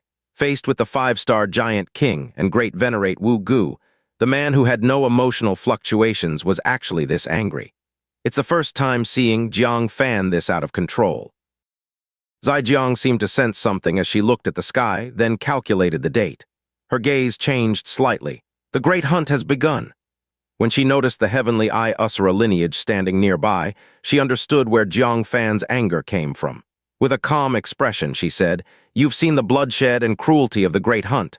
Have you seen the life and death separation of the Usura clan, witnessed the despair and misery of innocent beings? So you empathize with them. But don't humans also slaughter cattle and sheep, eating their meat? In the eyes of cattle and sheep, what's the difference between humans and us ancient giants?" Upon hearing this, Jang Fan became calm instead, speaking indifferently. "I knew you would raise this age-old paradox. My answer is perspective. Cattle and sheep have the perspective of cattle and sheep. Humans have the perspective of humans. Ancient giants have the perspective of ancient giants. All beings have their own perspective. I am human clan. I can only view everything from the perspective of humans. Standing from the perspective of other clans is a betrayal to humans. Therefore, if ancient giants eat my fellow humans, they are my enemies, and I must destroy them." Princess Zaijiang fell silent, sighing softly. "Indeed, it's you. I initially wanted to diminish your resistance to the ancient giants. It seems I thought too much. You are the kind of person whose thoughts are not easily swayed by others." Her rhetoric of criminalizing humans and beautifying the invasion of ancient giants as the natural order of heavenly Tao is age-old. Those with unstable minds are easily led astray, falling into self-denial. But Jang Fan's clear stance on race leaves no room for such rhetoric. Jang Fan's eyes showed killing intent, saying, "One day I will also ascend to the heavenly realm. Let you watch with your own eyes as your ancient giants' children die miserably before you. I hope by then you can use your own rhetoric to convince yourself not to be angry," Princess Zaijiang said calmly. "Ascend to the heavenly realm? A very bold thought, just like cattle and sheep wanting to overthrow humans' rule. The thought is commendable but not realistic." Jang Fan said, "When the wilderness is filled with people, a road naturally forms. For 10,000 years, those who wish to ascend to the heavenly realm, believe me, I am not the first, nor the last. When thousands and thousands of us walk this path, then the road will surely appear." Princess Zaijiang became silent. She recalled a book she recently read, which contained an old saying from human clan. "Though the road is difficult, it will reach." If only more humans were like Jang Fan, full of wisdom and ambition for the well-being of all. Who dares say that day when Central Earth counterattacks the heavenly realm will not come? She looked at Jang Fan, saying, "I hope this time the heavenly realm completely conquers you." "Eradicate all future troubles," Jang Fan said. "I will make sure they come and never return." He put away his mirror, his mind filled with the image of that Usura clan child running toward him. His gaze became cold and determined. "The task of guiding the Usura clan I have completed. Commander Bai, I bid you farewell." Bai Zin asked, "Where do you plan to go?" Jang Fan looked towards the continent, saying, "Find my own path and grow stronger." Bai Zin calmly looked at Jang Fan. In her impression, this was the first time Jang Fan had expressed his desire to become stronger so plainly. "All right, I wish you success," Bai Zin said. Jang Fan watched her leading the Usura clan away until they nearly disappeared from view. Suddenly recalling something, he asked, "Commander Bai, have you seen the true visage of the Six-Path Masters?" Bai Zin paused, turned back showing confusion, shaking her head. "No, why do you ask?" Jang Fan said, "Look into it when you have time. If you find anything, tell me." Bai Zin was puzzled but still said, "All right, I'll remember that." If Bai Zin is indeed the daughter of the Six-Path Masters, she should remember her father's appearance right.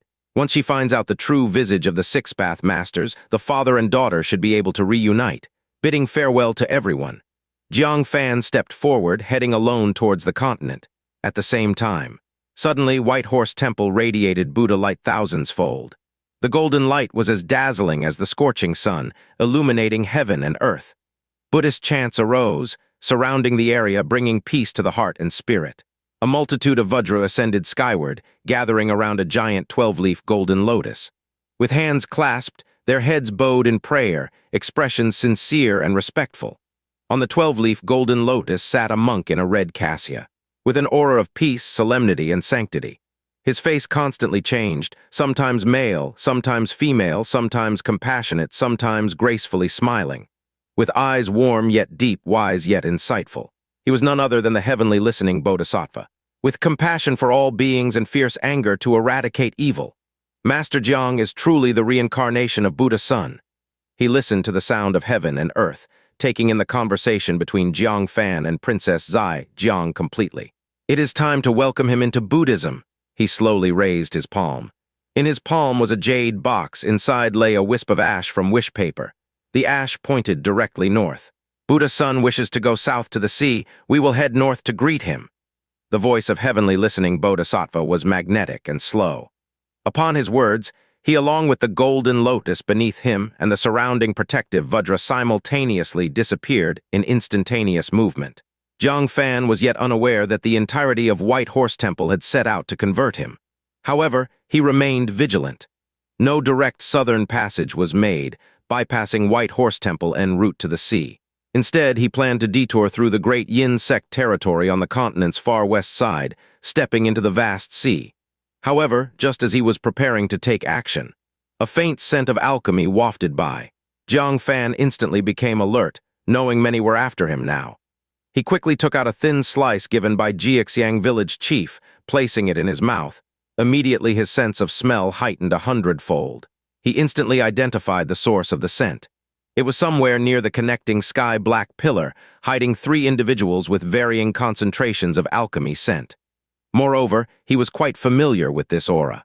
It was indeed Vice Palace Master Yu of Dan State and her pair of young disciples. Why haven't they left yet? Jang Fan was shocked. It's been half a month since they came to Taking State, and why are they hiding sneakily? At a glance, Jang Fan roughly guessed, could they be thinking his alchemy talent was exceptional and wanted to secretly capture him back to Dan State? If not for this, there would be no way to explain the strange actions of their master-apprentice trio.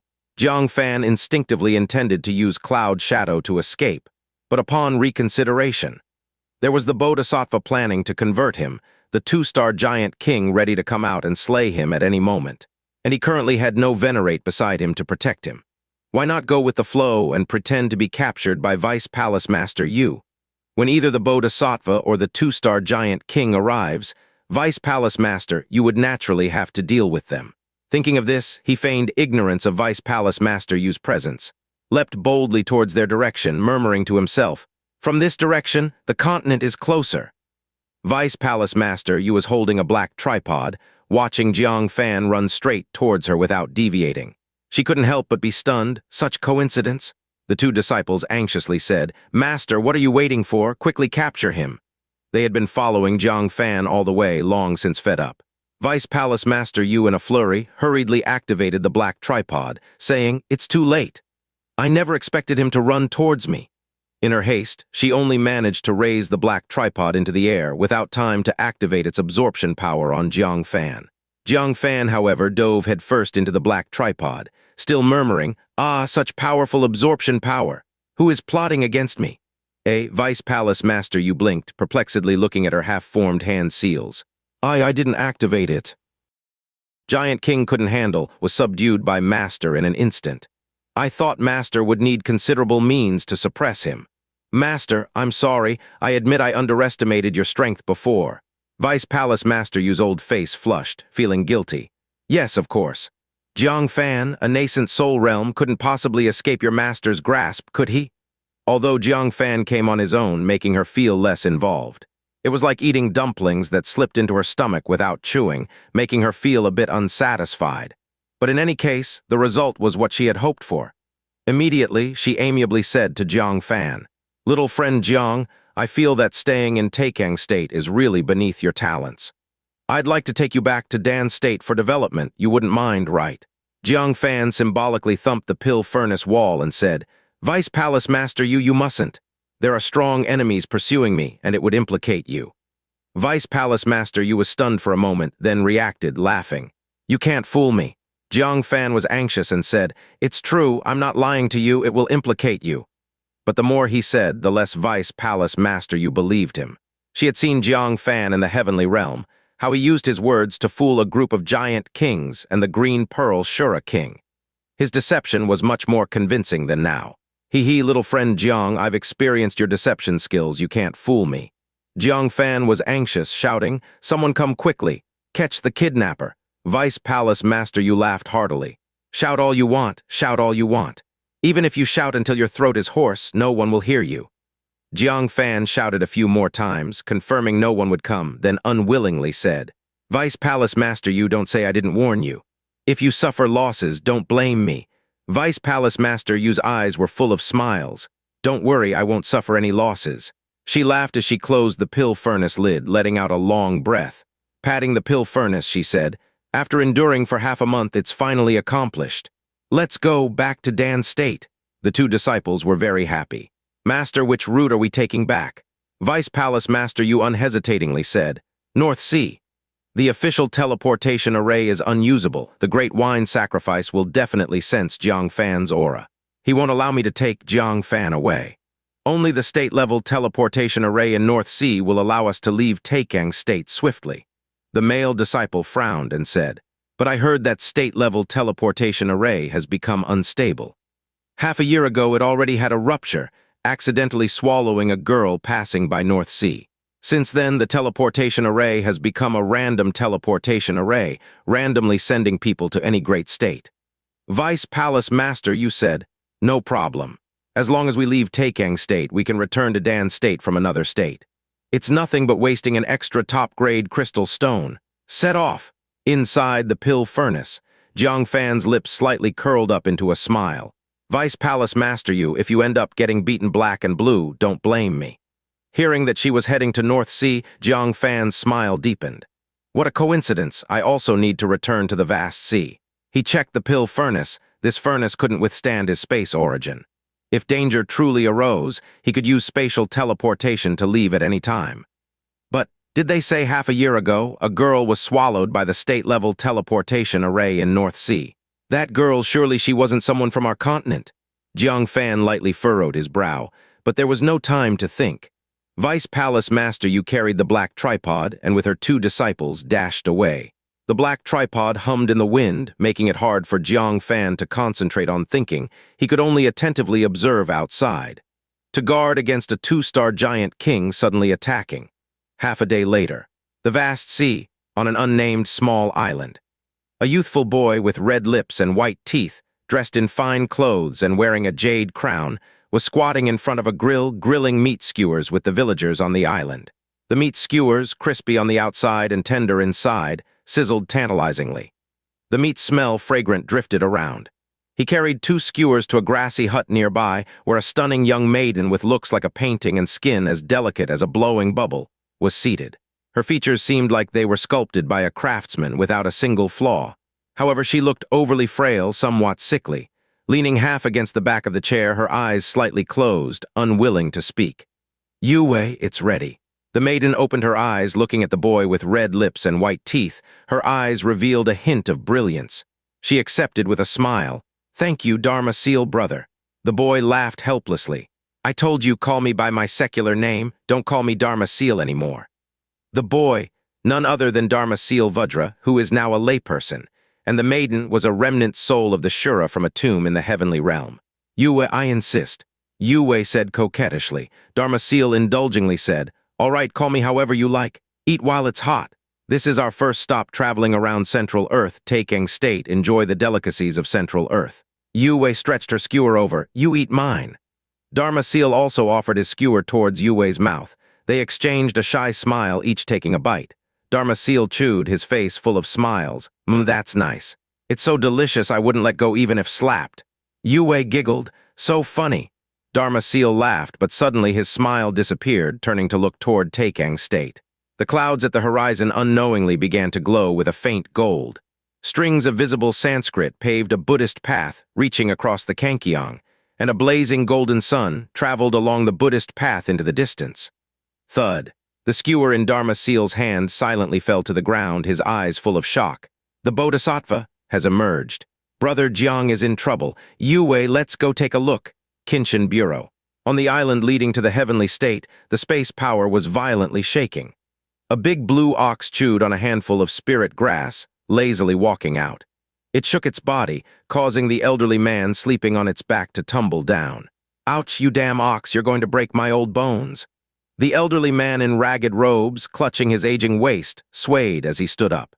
He grimaced from the pain, and his every expression pulled at his face, aggravating the numerous pustules covering it. "Hiss, hiss, hiss," he gasped, saying, "What kind of monumental danger did that kid encounter? Overnight I received heavenly punishment growing so many sores. Originally in the heavenly state, a few days ago, he suddenly felt excruciating pain all over, sores covering his face. He realized it was a repercussion from previously divining Jang Fan's fate. It must be because Jang Fan encountered danger, and the heavenly fate traced back to him, launching heavenly punishment. So he hurriedly finished his tasks and quickly came to see Taekang's state. Let me see if you still have any danger." He pinched 5 fingers together, activating his domain silently. Above the sky, a vast, boundless giant eye suddenly appeared spanning the heavens. It coldly looked down upon the earth, taking everything in its view. The elderly man's eyes shone with a bit of understanding. The heavenly listening Bodhisattva wants to lead him into the Buddhist path. Not fatal, thankfully. There's also a 2-star giant king wanting to kill him. Dangerous. Wait, what is that? The elderly man's eyes suddenly widened, but as he spoke, the giant eye in the sky seemed to glimpse an immeasurable presence, and exploded on the spot. He staggered, fell, utterly shocked. "There is one I cannot fathom wanting to kill him. This is an enormous danger." At that moment, feeling the sea breeze outside, Jang Fan's suspended heart slightly relaxed. It's quite unexpected. Everything went surprisingly smooth along the way. He thought he would be quickly caught up by the Bodhisattva, yet he arrived at the vast sea without seeing any trace of the Bodhisattva. Could it be that the Bodhisattva hasn't made a move yet? Jang Fan frowned in deep thought. It shouldn't be. Previously, Jang Fan could understand why the Bodhisattva hadn't taken action, as the Bodhisattva was waiting for Jang Fan to bring down the Asura clan. This was a major event concerning the fate of all beings. The Bodhisattva wouldn't interfere. However, after guiding the Asura clan, it should be the time for the Bodhisattva to take action. But he still hasn't acted. Could it be that the news about the Dharma seal is wrong? The Bodhisattva doesn't intend to convert him. "Master, ahead is the hidden state-level transmission array in the North Sea." The male disciple suddenly reminded. Transmission array. Jang Fan suddenly realized. Heavenly listening Bodhisattva has no need to chase him all over the continent. The master and disciple of Vice Palace Master you openly discussed capturing him and leaving through the North Sea's state-level transmission array. Heavenly listening Bodhisattva listens to the sounds of all beings, so he naturally heard. Does he still need to chase Jang Fan everywhere? He can just wait at the state-level transmission array like waiting for a rabbit at a tree. Jang Fan was suddenly nervous. This was practically delivering himself to the Bodhisattva. But now he can't recklessly move. With Vice Palace Master Yu around, at least he can resist the Bodhisattva for a while. If he reveals himself, the Bodhisattva will come directly to him.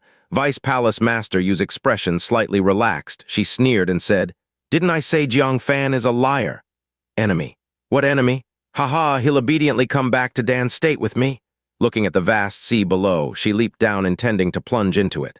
Suddenly, as if sensing something, she abruptly stopped and retreated with her 2 disciples.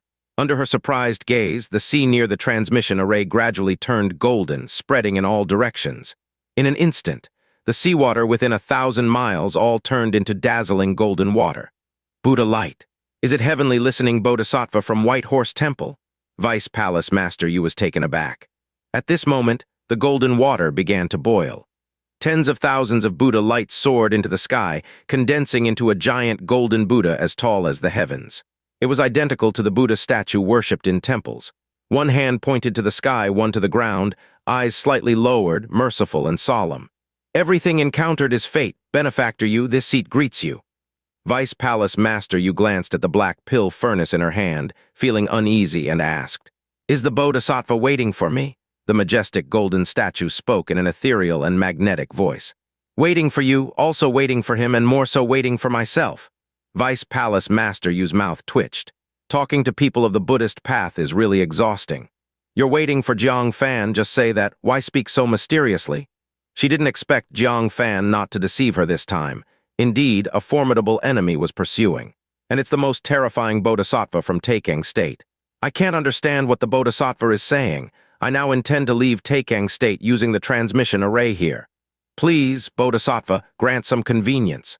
The giant golden Buddha slowly moved aside, revealing the vast sea beneath. Hands clasped in prayer, he said, "Good.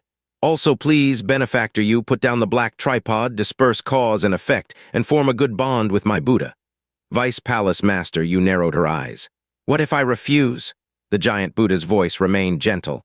"Kingshin remains unmoved. The floating clouds come and go as they please."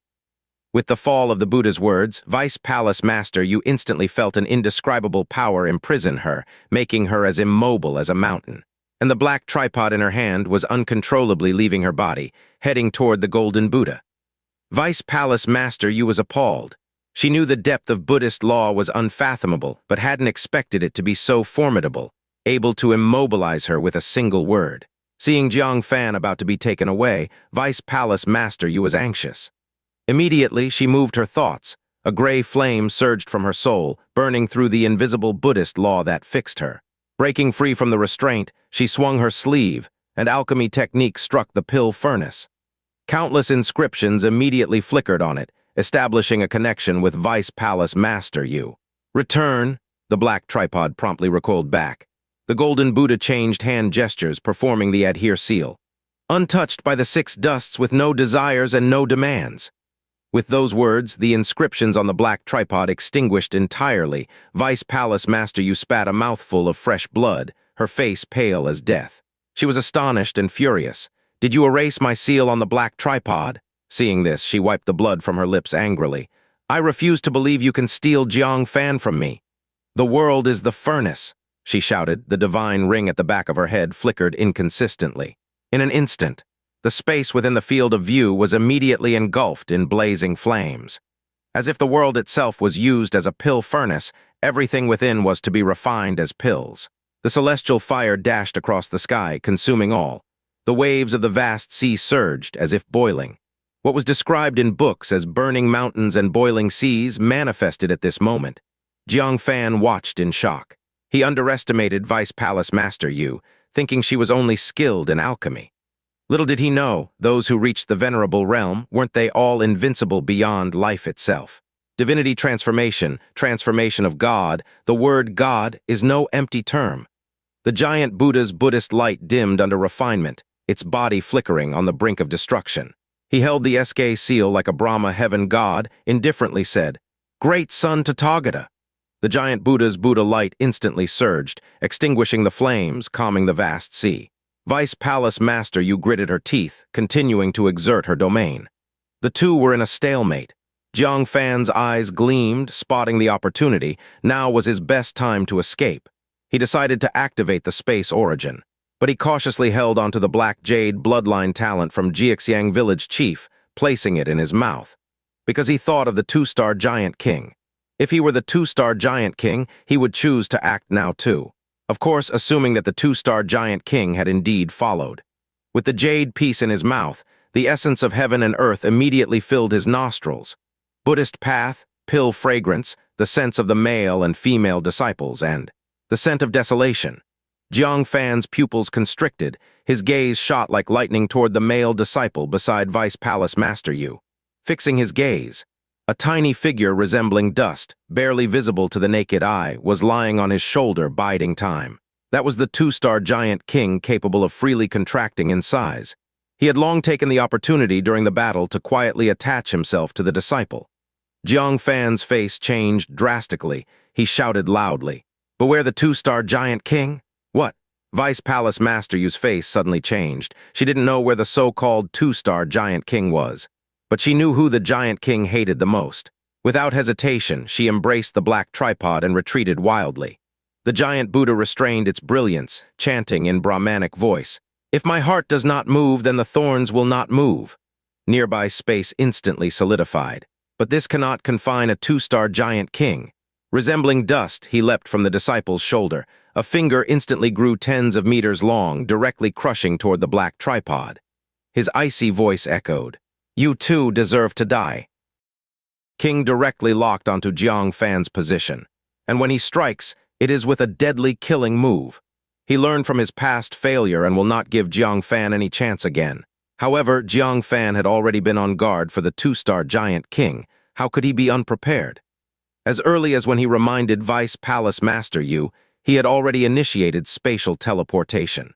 Originally, he only wrapped himself with space power, and indeed wrapped Vice Palace Master Yu along with himself. In the moment when the fingertip was about to touch the black tripod, Vice Palace Master Yu, along with the black tripod in her arms, instantaneously moved to the side of the golden Buddha.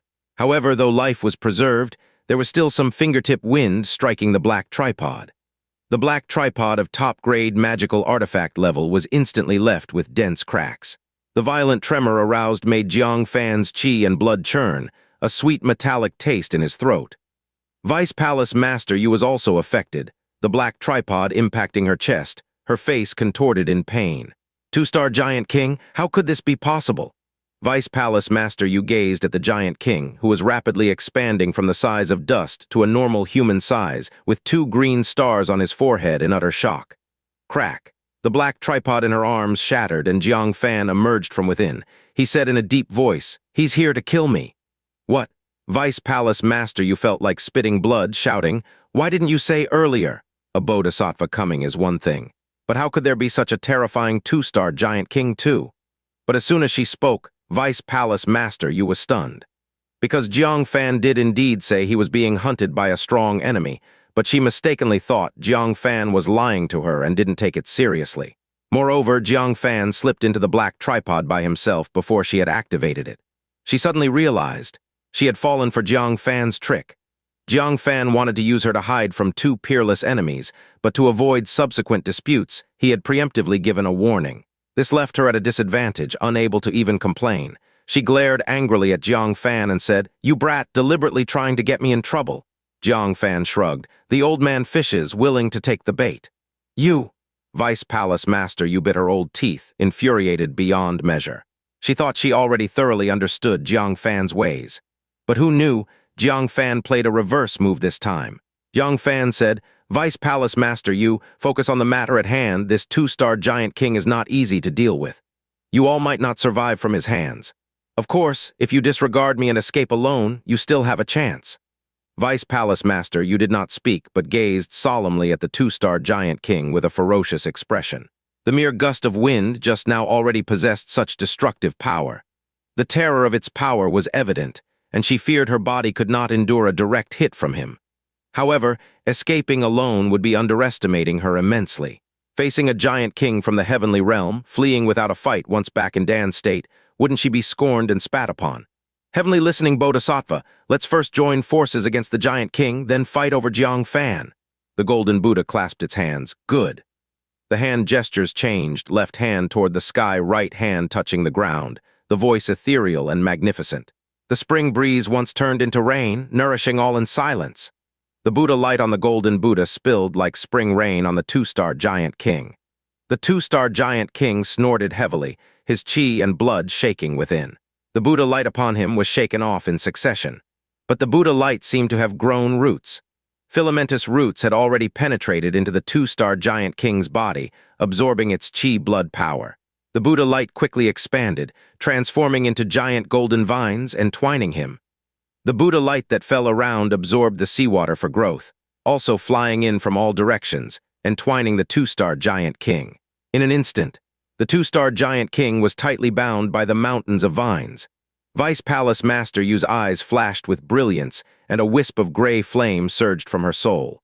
Gathering in her palm, it condensed into a massive pill furnace, flying overhead the two-star Giant King, instantly covering him. The intense Buddha light purified the negative emotions of the two-star Giant King, causing black smoke to rise sizzling from inside out. The gray flame directly reached the soul, causing unbearable pain. Their joint attack could easily suppress all divinity transformation venerables at the first decline of the heavenly person. But they were facing the Giant King, a two-star Giant King. So this is all your divinity transformation venerables of Taikang state are capable of. From within the Buddha light and soul flame came the low roar of the two-star Giant King. Soon after, with a loud bang, the body of the two-star Giant King suddenly expanded to 20 zhang, the vines entwining his soul flame furnace.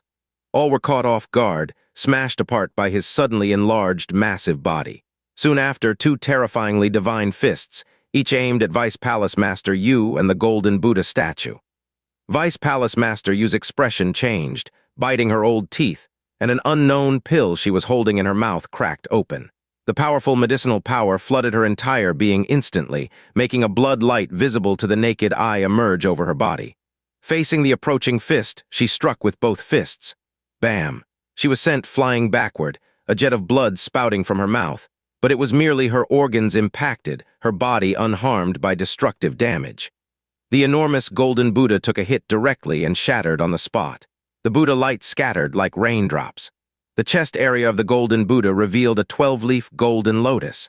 The expressions of many Vajra changed subtly, maintaining their posture of performing the Buddhist law. Sitting alone on the lotus seat, the heavenly listening Bodhisattva with a constantly changing face maintained a subtle smile. It turned out that it was the Vajra of the White Horse Temple who had just taken action. The heavenly listening Bodhisattva merely watched in silence.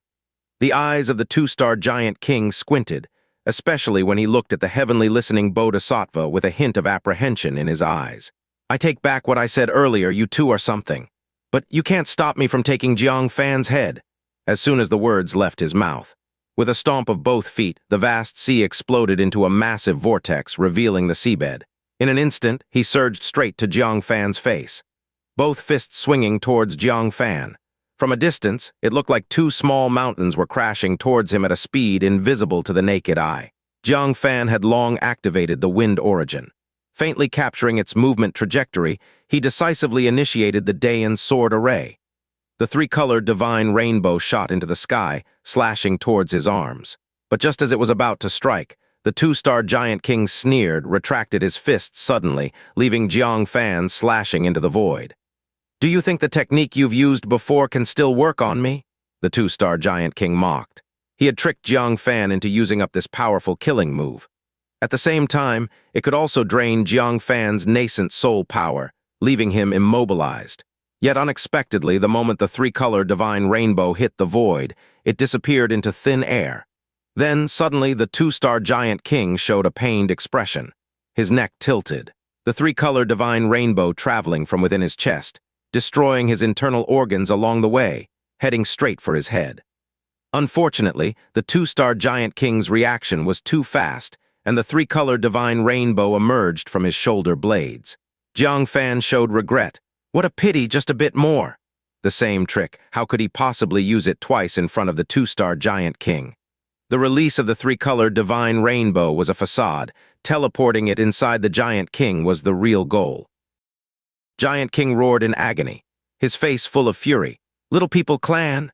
Both times he was harmed, it wasn't by a divinity transformation venerable, but by this mere nascent soul realm boy, Jang Fan. Fortunately, Jang Fan did indeed use the Dayan sword array, depleting his nascent soul power completely. Enduring excruciating pain, he stuck out his scarlet tongue, intending to finish him off.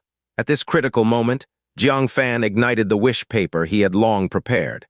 The heavenly listening Bodhisattva finally intervened at this moment. With a compassionate smile, he looked at the two-star giant king calmly. "Lay down your butcher's knife, become a Buddha on the spot." The Buddhist sound was dreamlike and illusionary. The extremely violent two-star giant king surprisingly became bewildered on the spot, and the speed of his tongue slowed considerably. Seeing this, Vice Palace Master Yu summoned a soul fire that burned off his long tongue completely. At the same time, she teleported Jang Fan over from afar, shoved a spirit pill into his mouth, and said, "Don't waste the wish paper." Jang Fan immediately felt his body rapidly regaining nascent soul power. In the blink of an eye, he recovered 50%. That was actually an exceedingly rare spirit pill that could restore nascent soul realm strength. He decisively extinguished the wish paper, cupped his hands, and said, "Thank you, Vice Palace Master Yu, for the treasure pill." Vice Palace Master Yu glanced sideways at the three swords behind him, unable to conceal the shock in her eyes. "Heaven-level sword technique, boy, you truly have it." This old body misjudged. She had thought Jang Fan was merely a bit clever, not an absolute powerhouse. But who could believe he had such a formidable strike, and that he injured a two-star giant king with the aid of space magic? Jang Fan said, "Vice Palace Master Yu overpraises. Let us act quickly and assist the Bodhisattva." Vice Palace Master's expression became slightly heavy. This was the first real confrontation between Central Earth and a giant king in a millennium. The terror displayed by the two-star giant king made her heart tremble. If a two-star is like this, what about three-star, four-star, or even five-star giant kings? The giant king, who appeared dazed for a moment, seemed to be regaining consciousness, wobbling unsteadily. Without a word, Vice Palace Master Yu spat out a mouthful of divinity transformation blood, then mixed it with gray soul fire, crafting a rune to attack. The Bodhisattva also tore off the red cassia from his body and tossed it out. The cassia swelled in the wind, instantly transforming into a small canopy, descending to enshroud the 20 Zhang tall two-star giant king. Just at this moment, the two-star giant king regained his senses, showing a startled expression. He hurriedly contracted, turning into a grain of dust. With great danger, he narrowly avoided the attack of the blood-red rune, and at the same time successfully exited through the cassia's seam. He was both shocked and furious. He didn't expect the heavenly listening Bodhisattva to be so difficult to deal with. Ignoring the two of them for now, he locked onto Jang Fan from afar with a malevolent gaze. "Little brat, do you think you can escape?" He pointed his finger remotely at Jang Fan. At this moment, Jang Fan had already retreated 100 Zhang away. Logically speaking, this was well beyond the 10 Zhang reach of the two-star giant king's arm.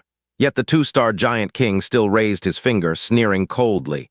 "Do you have any misunderstanding about my origin?" Whoosh! His arm suddenly extended to 10 Zhang, but it didn't stop there. It continued to grow, in a flash reaching 100 Zhang. Jang Fan was taken aback. He finally realized shrink and expand. All along, the two-star giant king only demonstrated a shrinking domain.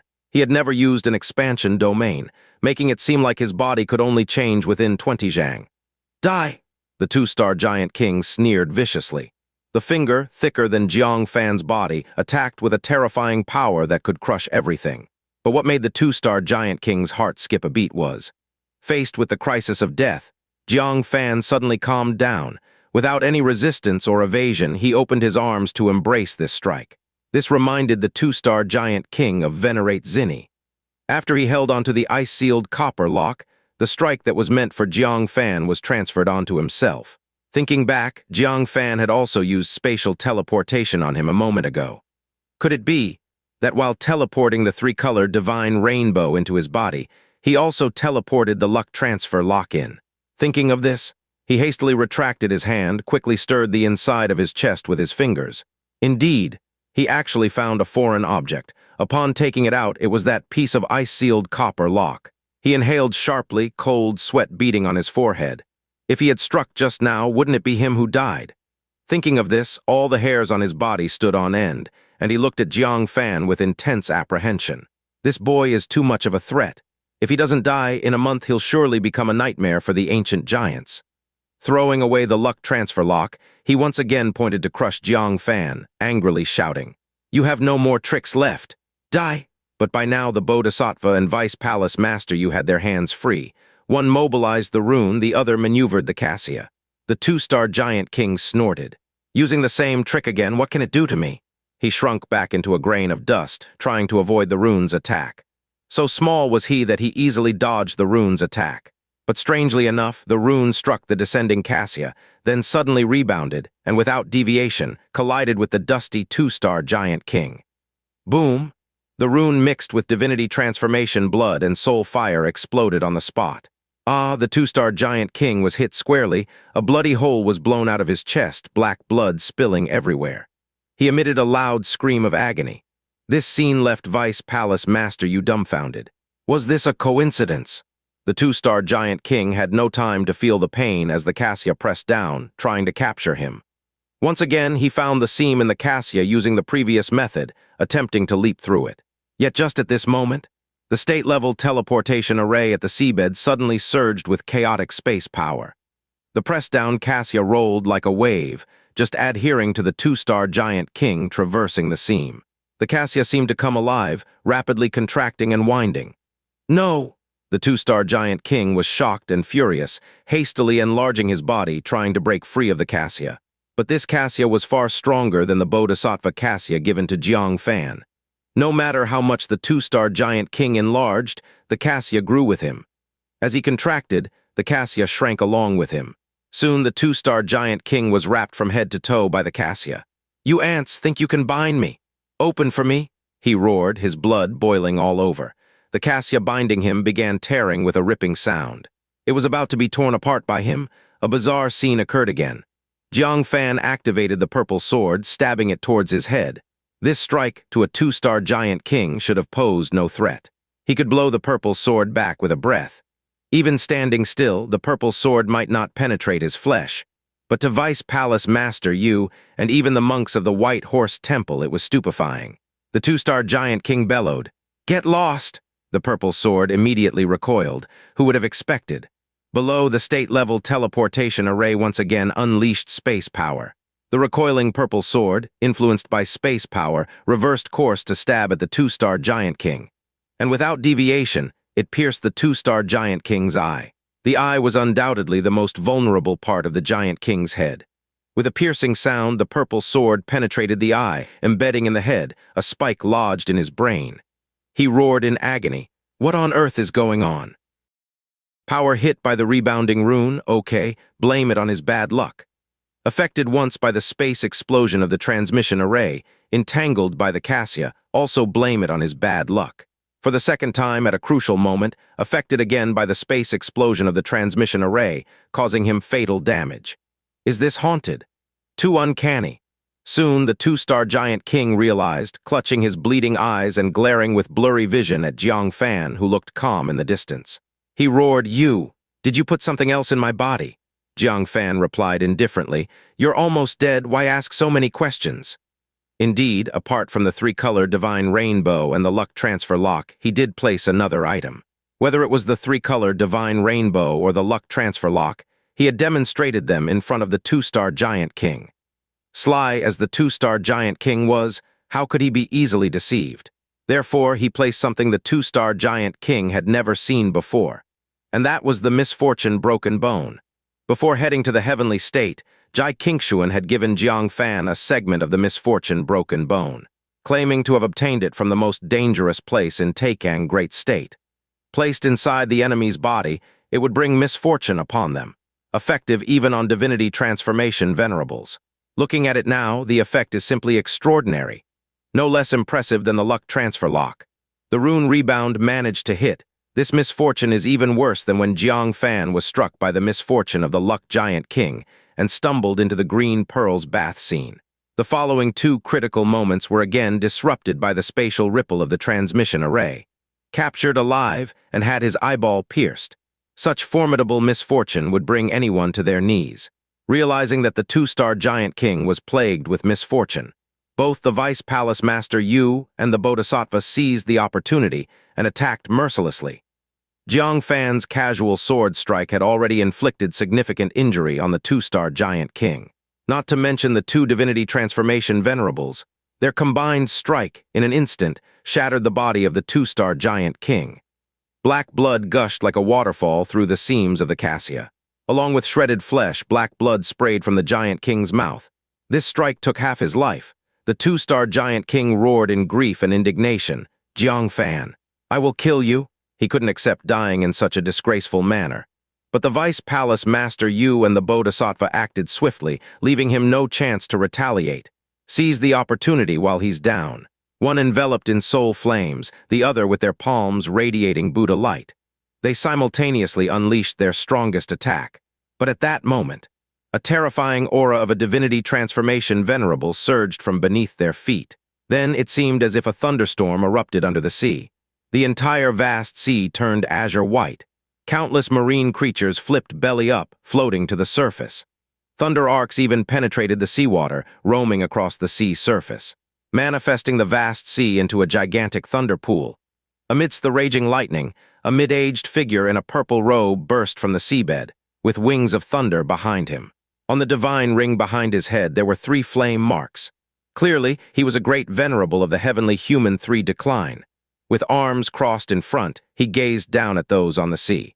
His eyes swept over the heavenly listening Bodhisattva and the Vice Palace Master Yu, pausing slightly on the two-star giant king. But he didn't intervene further. Instead, he looked toward the Bodhisattva and the Vice Palace Master Yu, saying, "Who killed Venerate Zinny?" Hearing this, Jang Fan's heart skipped a beat. With Thunder Dao divine power all over him, he immediately asked about the murderer of Venerate Zinny. His identity was not hard to guess. A divinity transformation venerable from the young Emperor Mountain. It seems Venerate Zinny's concerns before his death were not unfounded. The young emperor will not let this slide. Sensing Venerate Zinny's death, they likely discovered the Void Flow Thunder Force practitioner, thus meeting a bad end. Now dispatching an absolute peak powerhouse, capable of crushing all divinity transformations in Taikang Great State, to come personally. Such is the presence of the heavenly human 3 decline, an entity that even all divinity transformations and Bodhisattvas in Taikang Great State combined wouldn't stand a chance against. The Vice Palace Master Yu also deduced his identity. Showing intense apprehension, she shook her head and said, "I am from Dan State, I don't know." The heavenly listening Bodhisattva still wore a gentle smile, his gaze warm and hands clasped together said, "No comment." He knew but was unwilling to say more. The thunder-wing middle-aged furrowed his brow, staring coldly at the Bodhisattva. "Will you oppose the young Emperor Mountain?" The heavenly listening Bodhisattva smiled calmly. "Does the benefactor intend to oppose Taikang Great State?"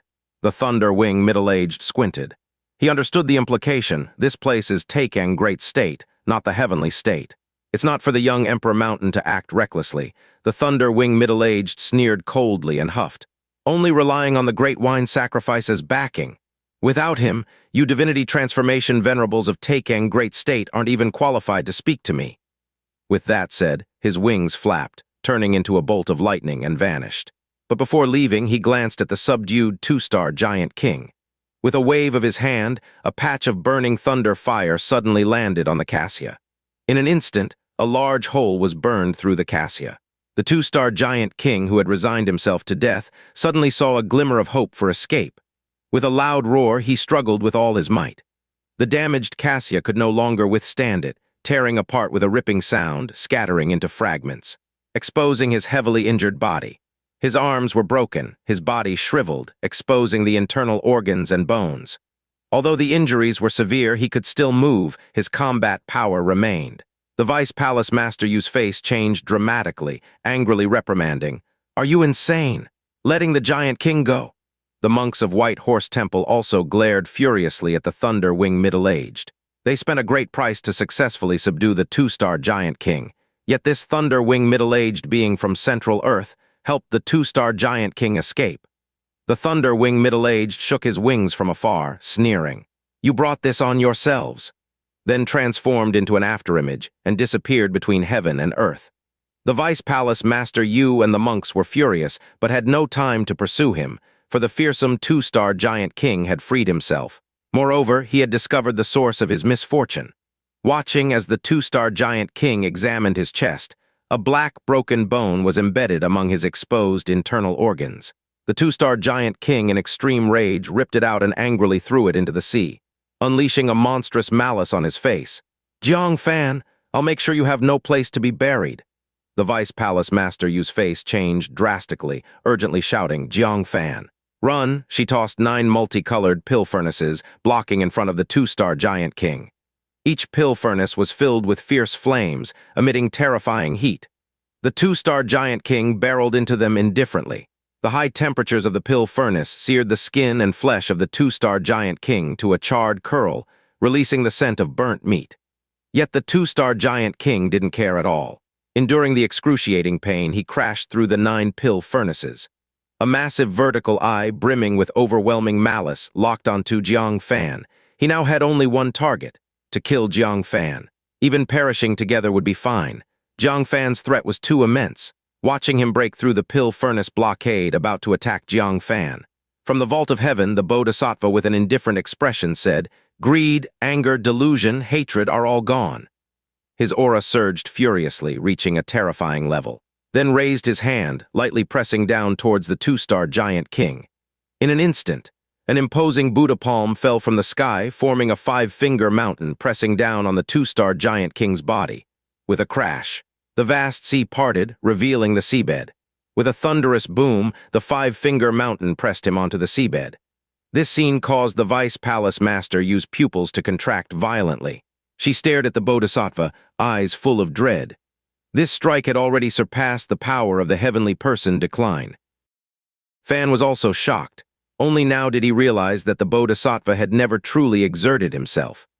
The two-star giant king, whom Vice Palace Master you couldn't block at all, was casually suppressed by him. What exactly is the Bodhisattva's strength? Rise up for me! A roaring voice of the two-star giant king echoed from the seabed, and he struggled with all his might to lift the five-finger mountain.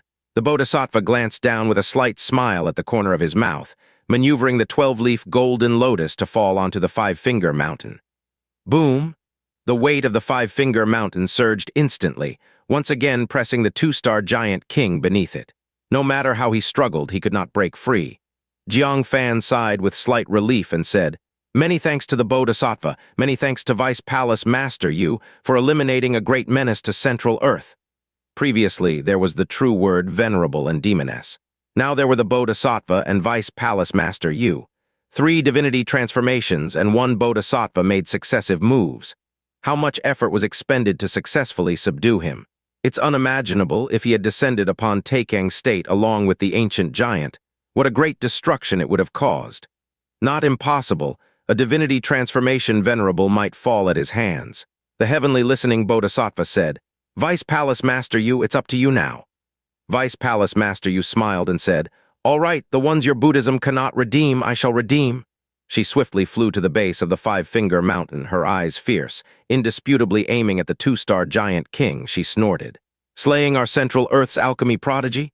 You have some nerve." Seeing this, Jang Fan, who had been tense for a long time, gently relaxed. At last, everything settled. Who could have predicted? Just as Vice Palace Master you gathered soul fire, a purple arrow formed of thunderbolts shot forth from the edge of heaven and earth.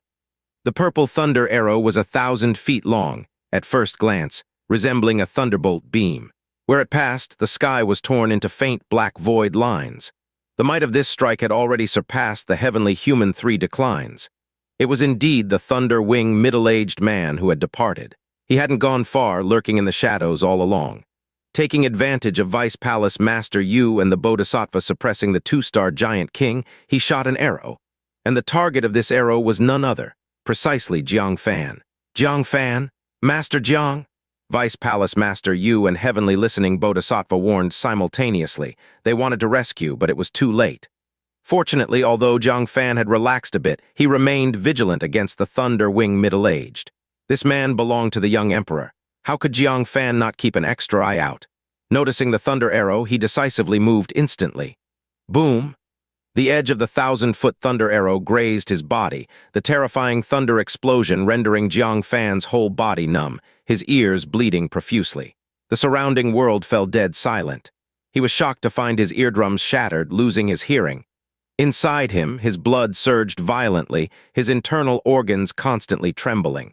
The remaining traces of thunder arcs in the air, as the wild winds swept across the body, felt like cold needles piercing into him. Jang Fan was deeply alarmed.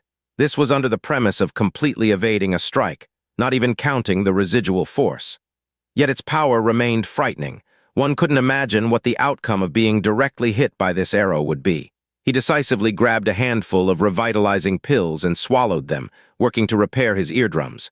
But before he could relax, a sudden change occurred. Behind him burst a terrifying aura like a mountain pressing down, and a cold voice indifferently came through. "Zinny, this useless creature, couldn't find the void flow thunder force after searching for half a year, and yet here it is."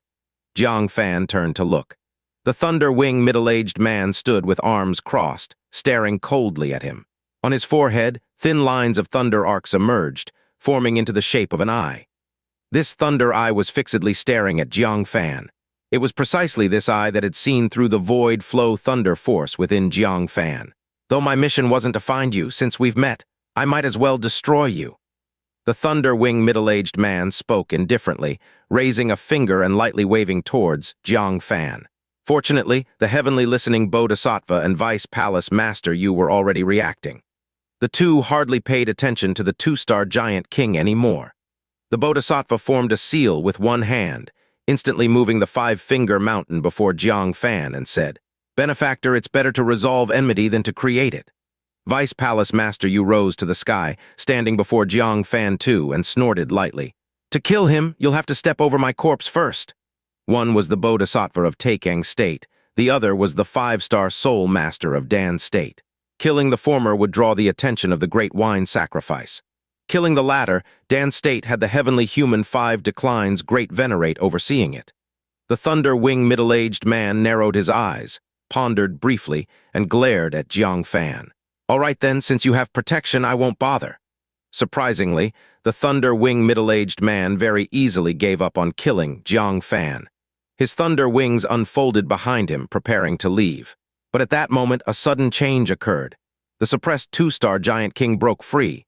Seeing the thunder-winged middle-aged man present instead of showing fear, he turned his eyes, decisively opened his mouth, and fiercely shot towards Jang Fan. The Bodhisattva and Vice Palace Master Yu simultaneously sensed the anomalies from the 2-star giant king and took action. "Vile creature, dare to make chaos!" Vice Palace Master Yu shouted coldly. 9 pill furnaces scattered around, each spewing blazing flames rushing towards the tongue. The Bodhisattva also maneuvered the 5-finger mountain, attempting to shield Jang Fan. With 2 people protecting him, it wouldn't be easy for the heavily injured 2-star giant king to kill Jang Fan. Yet, aware that his tongue would be severely wounded by the 2-star giant king persisted without a hint of stopping, still piercing towards Jang Fan. Jang Fan flipped his hand, the 3-color divine rainbow spiraling above his head, facing this severe threat. The trio joining forces, the 2-star giant king's strike, couldn't prevail against them. But what they hadn't anticipated was, the thunder-winged middle-aged man's eyebrow twitched, suddenly showing a trace of mockery. The divine ring at the back of his head flickered uncertainly. An invisible domain swept out, radiating across the scene.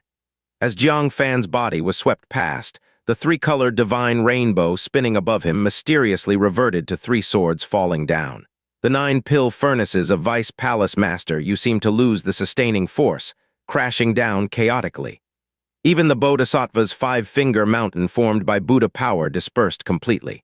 The divine arts the 3 had unleashed all returned to their initial state. Only the 2-star giant king, using body power to launch his long tongue attack, remained unaffected. Vice Palace Master Yu was startled, anger and horror intertwined as she shouted, "You schemed against us!" Now was precisely the time the 2-star giant king was going for Jang Fan's life. Without their defense, who would protect Jang Fan? No wonder the 2-star giant king kept attacking despite knowing he would fail, because he was counting on the thunder-winged middle-aged to use him, the 2-star giant king, to eliminate Jang Fan. Hence, the thunder-winged middle-aged had ambushed the trio, stripping them of their divine skills. In an instant, the tongue, as if entering an empty land, precisely entangled Jang Fan. With the previous experience of luck transfer lock saving Jang Fan, this time, the 2-star giant king intended to chew and devour Jang Fan alive. He refused to believe that Jang Fan could survive this. Jang Fan's expression greatly changed. It was a critical moment, and he didn't hesitate, decisively activating the heavenly thunder 6 parts. Winged middle-aged man smirked insincerely as his domain trembled once again. The thunderbolt Jang Fan conjured dissipated instantly. Before Jang Fan could react, the long tongue had already wrapped around him, bringing him before the 2-star giant king. The bloodthirsty mouth was wide open, attacking Jang Fan ferociously. At this moment, Jang Fan was facing the menacing mouth, with no Bodhisattva and Vice Palace Master Yu to help. Above, the domain of the thunder-winged middle-aged man suppressed all his divine power treasure techniques. Facing the long tongue alone, he had no chance of winning. In a critical moment, a decisive look flashed in his eyes, and he instinctively operated the Void Flow Thunder Force, Void Flow Wind Force, and Void Flow Fire Force. He even summoned a strand of fire origin. These were bodily powers the thunder-winged middle-aged man's domain could not affect. He gathered all the forces into his right fist, launching a fierce punch at the mouth of the 2-star giant king. "You want to eat me? Then let's die together." Boom, all the forces were channeled into the lips of the 2-star giant king. With a dull pop, his lips were blasted into a bloody hole, emitting black smoke and charred remains. The 2-star giant king grunted in pain, his eyes filled with deeper resentment. "Ant, hurting me before you die? I'll make you wish you were dead." His sharp teeth bit down harshly. Splat. Blood spurted, Jang Fan's arm was bitten off by the 2-star giant king. Even Jang Fan couldn't help but let out a painful roar, his face contorted with intense agony. The two-star giant king then grasped Jang Fan, drew back his tongue, and began munching. Jang Fan's arm produced a crunching sound as it was chewed. That was the sound of bones being crushed. The sturdy arm bone in the giant king's mouth was like a crisp biscuit, easily crushed. Blood flowed through the gaps in the teeth, staining the lips red. Gulp, with the two-star giant king's throat moving, he licked his lips and grinned maliciously. Your flesh is so delicious. Eating you is so satisfying. I heard that 1,000 years ago, when we captured the human clan's divinity transformation Venerable from the lower realm, we didn't just eat them in one bite. We ate their hands first, then their legs, then their torso, and finally their heads. Do you know why? Because the consumed divinity transformation Venerable would watch themselves being eaten bit by bit, in pain, fear, screams, and tears. Even though you're only at the nascent soul realm, I think you deserve the same treatment as a divinity transformation Venerable. Now, I'll eat your other arm.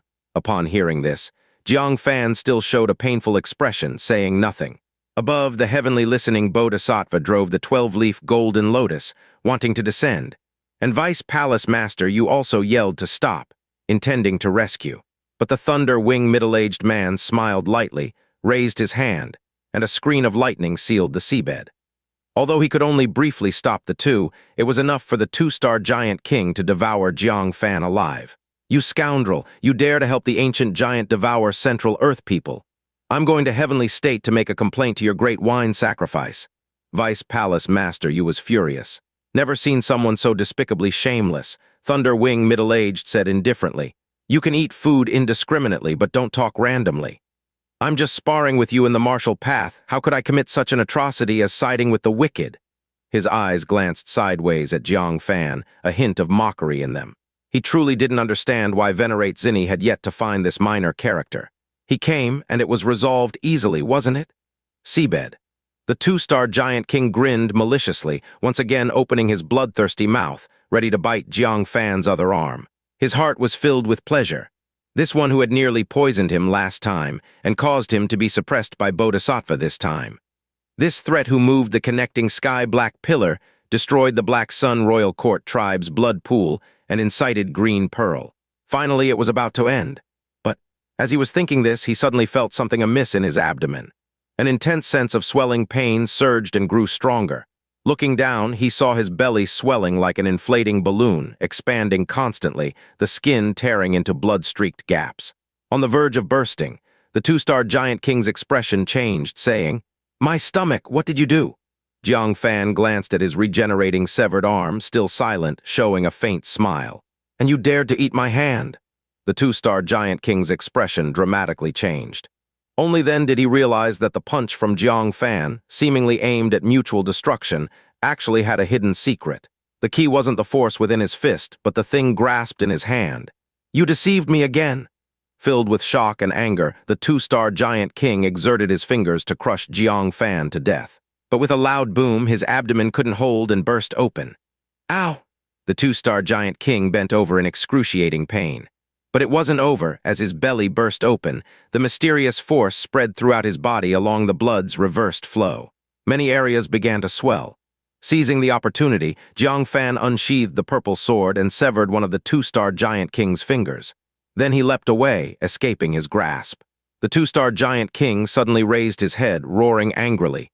"Get back here!" He reached out to grab Jang Fan, but as his arm extended, it swelled rapidly, then exploded into a mist of blood. "Ah!" The two-star giant king roared again in agony. "What did you do?" He endured the pain, looking towards his exploded arm. Finally, he saw a black granule emitting an unparalleled vitality and said in horror, "Breath soil. It's breath soil from our heavenly realm. You had a handful of breath soil in your fist." Jang Fan retreated to a distance and said coldly, "Does my flesh still taste good?" Ever since a single grain of breath soil killed all of True Word Venerable's female spirit fish, a thought flashed through his mind. If an enemy accidentally swallowed breath soil, wouldn't it cause them to expand infinitely and die? Considering the strength of the two-star giant king, he grabbed a large handful of breath soil solidly. Only then could it act quickly and be lethal. Realizing what he had consumed, the two-star giant king was horrified. He hurriedly activated his domain to inflate his body several times over, attempting to offset the swelling damage. But it was useless, as the expansion of breath soil was synchronized. His body grew several times larger, and so did the expansion of breath soil. Bang, bang, bang, his body began exploding continuously. Legs, back, shoulders, chest cavity. The gigantic figure over 20 sizes large explored visibly, in a moment turning into a mountain of shredded flesh. Only a huge head remained perched on the meat mound. But even the head was swelling rapidly. He was filled with indignation and anger, shouting resentfully, "Jang Fan! The ancient giants won't spare you." He was unwilling. How could a dignified two-star giant king die in the hands of a nascent Soul Realm junior, and die so pitifully? Jang Fan said no more but took out a mirror, showing this scene to Princess Zaijiang. "Your clansman is dying. Do you want to comfort him?" Zaijiang calmly looked at the mountain of flesh in front of her, with no fluctuation in her eyes. She said lightly, "For the great cause of the clan, someone always has to sacrifice, myself included, and so does he. If you think that I'll be angry over the death of a two-star giant king, I'm sorry. But you failed." Jang Fan replied indifferently, "I was the one who killed him." Princess Zaijiang remained calm, saying, "I anticipated that." Having witnessed Jang Fan's methods, she had long suspected that the two-star giant king might not be able to kill Jang Fan. In fact, it was possible for him to die at Jang Fan's hands. Now the speculation had come true. Jang Fan added, "I used breath soil to kill him." Princess Zaijiang frowned slightly, surprised. Where did Jang Fan get breath soil? This is a reward only received by a select few 4-star, 5-star giant kings after making great battle achievements. But soon, Princess Zaijiang realized what Jang Fan was trying to convey. Her pupils shrank severely, and she exclaimed, "How did you do it?" Noticing Jang Fan's severed arm, she immediately understood what had happened. Jang Fan sacrificed an arm to make the 2-star giant king swallow a large amount of breath soil. She said solemnly, "How much breath soil do you still have?" This was the most lethal aspect. Killing a 2-star giant king wasn't a significant achievement for Jang Fan, because people like Jang Fan were rare throughout Central Earth. However, Jang Fan's method of using breath soil to kill a 2-star giant king could be replicated. If those willing to self-sacrifice carried breath soil and had the giant kings consume it, what would be the consequences? Cold sweat trickled from her forehead. By then, it wouldn't just be 1 or 2 giant kings killed, as long as there was enough breath soil and the giant kings were unprepared. In theory, all the giant kings could follow in the footsteps of the 2-star giant king. Jang Fan had found a path specifically to target and kill giant kings. Although bloody, it was extremely effective. Jang Fan smiled faintly. "There's still a lot enough to break your heart as a princess." "Jang Fan," Princess Zaijiang clenched her fists and gritted her teeth, saying, "I should have risked my life that day and let Wuyu and the 5-star giant king keep you here forever." She regretted it. Initially, she hadn't realized the threat Jang Fan posed was so great. She only thought he was cunning. To save her life, she allowed Wuyu and the 5-star giant king to let the tiger return to the mountains. Now she realized Jang Fan was much more terrifying than imagined. This plan for using breath soil to destroy the giant king would impose an unbearable cost on the ancient giants. Its threat was comparable to that of a great venerate in the heavenly human 5 declines. Jang Fan smiled mysteriously. "Don't worry, the regret is yet to come." A trace of coldness flashed in his eyes. He had arranged a fate for Princess Zaijiang that would make her wish for death. Princess Zaijiang stared at Jang Fan, feeling the coldness in his eyes, and for some reason shivered. Ever since Jang Fan witnessed the brutality of the ancient giants during the Great Hunt, his attitude towards them had clearly changed. Previously, he just went with the flow, resisting the ancient giants. Now it was tinged with hatred. Clenching her teeth, Princess Zaijiang said, "Don't fret, when the ancient giants descend, you will definitely be the first target for elimination." Jang Fan laughed softly. "I'll be waiting with eager anticipation." He flipped his palm, retrieving the mirror. His gaze settled on the swollen, mountain-like 2-star giant king, speaking lightly. "Thank you for charting a new path for our Taikang state. I will make good use of the breath soil to kill more of your kin." The 2-star giant king was infuriated beyond measure. With a blood-spewing mouth wide open, he let out a venomous roar. "You will not die a good death." Bang. His head finally couldn't withstand it and burst open on the spot. Jang Fan waved his hand, sweeping away the splattered bone fragments and blood mud in front of him. With a calm expression, he said, "There are many who want me to die a terrible death. But they are all dead, and I am still alive." He glanced around at the scattered flesh, summoning with a single hand gesture. 2 green original stars that had spattered to different places flew into his palm. Then, grain by grain, the breath soil also flew back. The color of the breath soil had changed from black to brown. Its effectiveness should have weakened considerably. He didn't waste it and placed it separately into another space storage device. This used breath soil might be useless against giant kings, but against ordinary ancient giants, it should still have a miraculous effect. If a way could be found to get it into their bodies, it would still serve as a killing device to annihilate them. After finishing all this, Jang Fan then looked up at the thunder-winged middle-aged man, with killing intent surging in his eyes. This person had repeatedly set him up. If not for his last-minute stroke of genius using breath soil to kill the 2-star giant king, he would have already died. With a swoosh, the wish paper in his hand was ignited. And it wasn't just one, but 2 were ignited simultaneously. The thunder-winged middle-aged man was still startled by the death of the 2-star giant king, his face full of disbelief. When he saw 2 ignited wish papers falling from Jang Fan's sleeve, his face changed again, and he said coldly, "What are you going to do?" Jang Fan's eyes flashed with icy killing intent. "Of course it's to kill you. Dispel all domains." With Jang Fan's heavy consumption of space-time dust, the wish was granted. Including the domains released by Bodhisattva and Vice Palace Master Yu, they all vanished. The domains that suppressed everyone and prevented the use of divine power treasure techniques also disappeared. The thunder-winged middle-aged man was startled again. "The wish paper you activated can actually affect the heavenly human 3 declines." A hint of dread crossed his eyes, along with surging icy killing intent. He dared not give Jang Fan a second chance to use a wish. With an instantaneous movement, he lunged over, but Jang Fan's wish was fulfilled at the same time.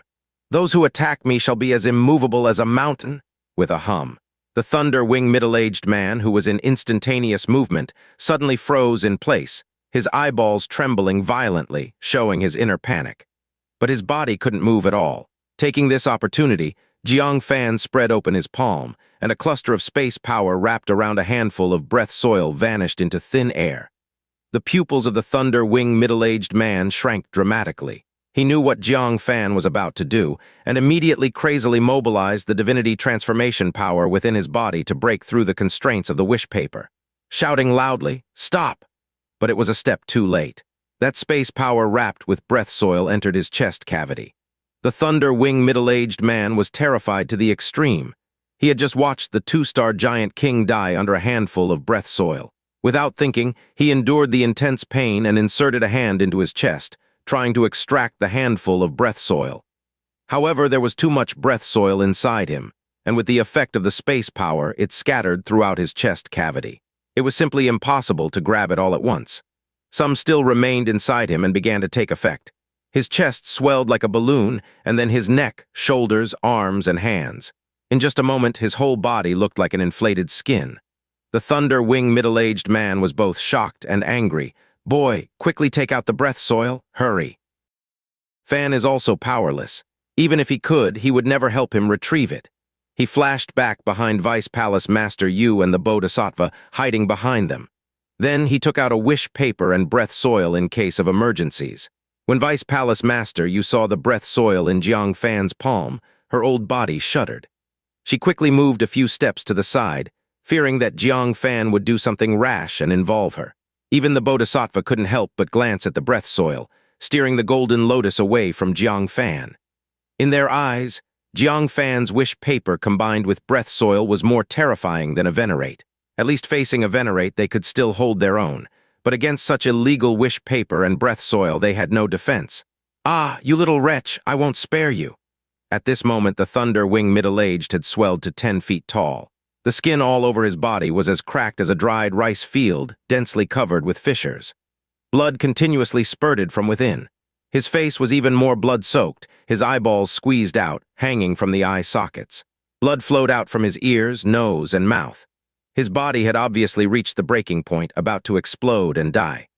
Who would believe that not long ago, he was a heavenly human 3-decline strongman, easily crushing the Bodhisattva and Vice Palace Master Yu, calmly controlling the whole situation. Even so, his ferocity had not diminished. He stared angrily at Jang Fan, flashing forward with a bang, wanting to eliminate Jang Fan before dying. Stop! Vice Palace Master, you had long been prepared, flashing in front of Jang Fan. The heavenly listening Bodhisattva also led his followers to stand between the two. Privately, they both wanted to take Jang Fan for themselves. Publicly, Jang Fan's breath soil extermination plan for the Giant King was of great merit to the Central Earth realm. How could they sit by and watch Jang Fan be killed in front of them? However, at this moment, the Thunder Wing middle-aged couldn't care anymore. He only wanted to kill Jang Fan. Get out! The Thunder Wing middle-aged roared angrily, forcibly attacking. Helplessly, Vice Palace Master Yu and the Bodhisattva had to join forces to resist. As long as they could delay the opponent for a while, they could wait for the breath soil to erupt and kill him. But the Thunder Wing middle-aged was after all a heavenly human 3 declines existence. Previously wary of the great wine sacrifice, he hadn't gone all out on the two, but now he was fully committed, displaying his crushing strength. Swirls formed by thunder arcs appeared on his body surface.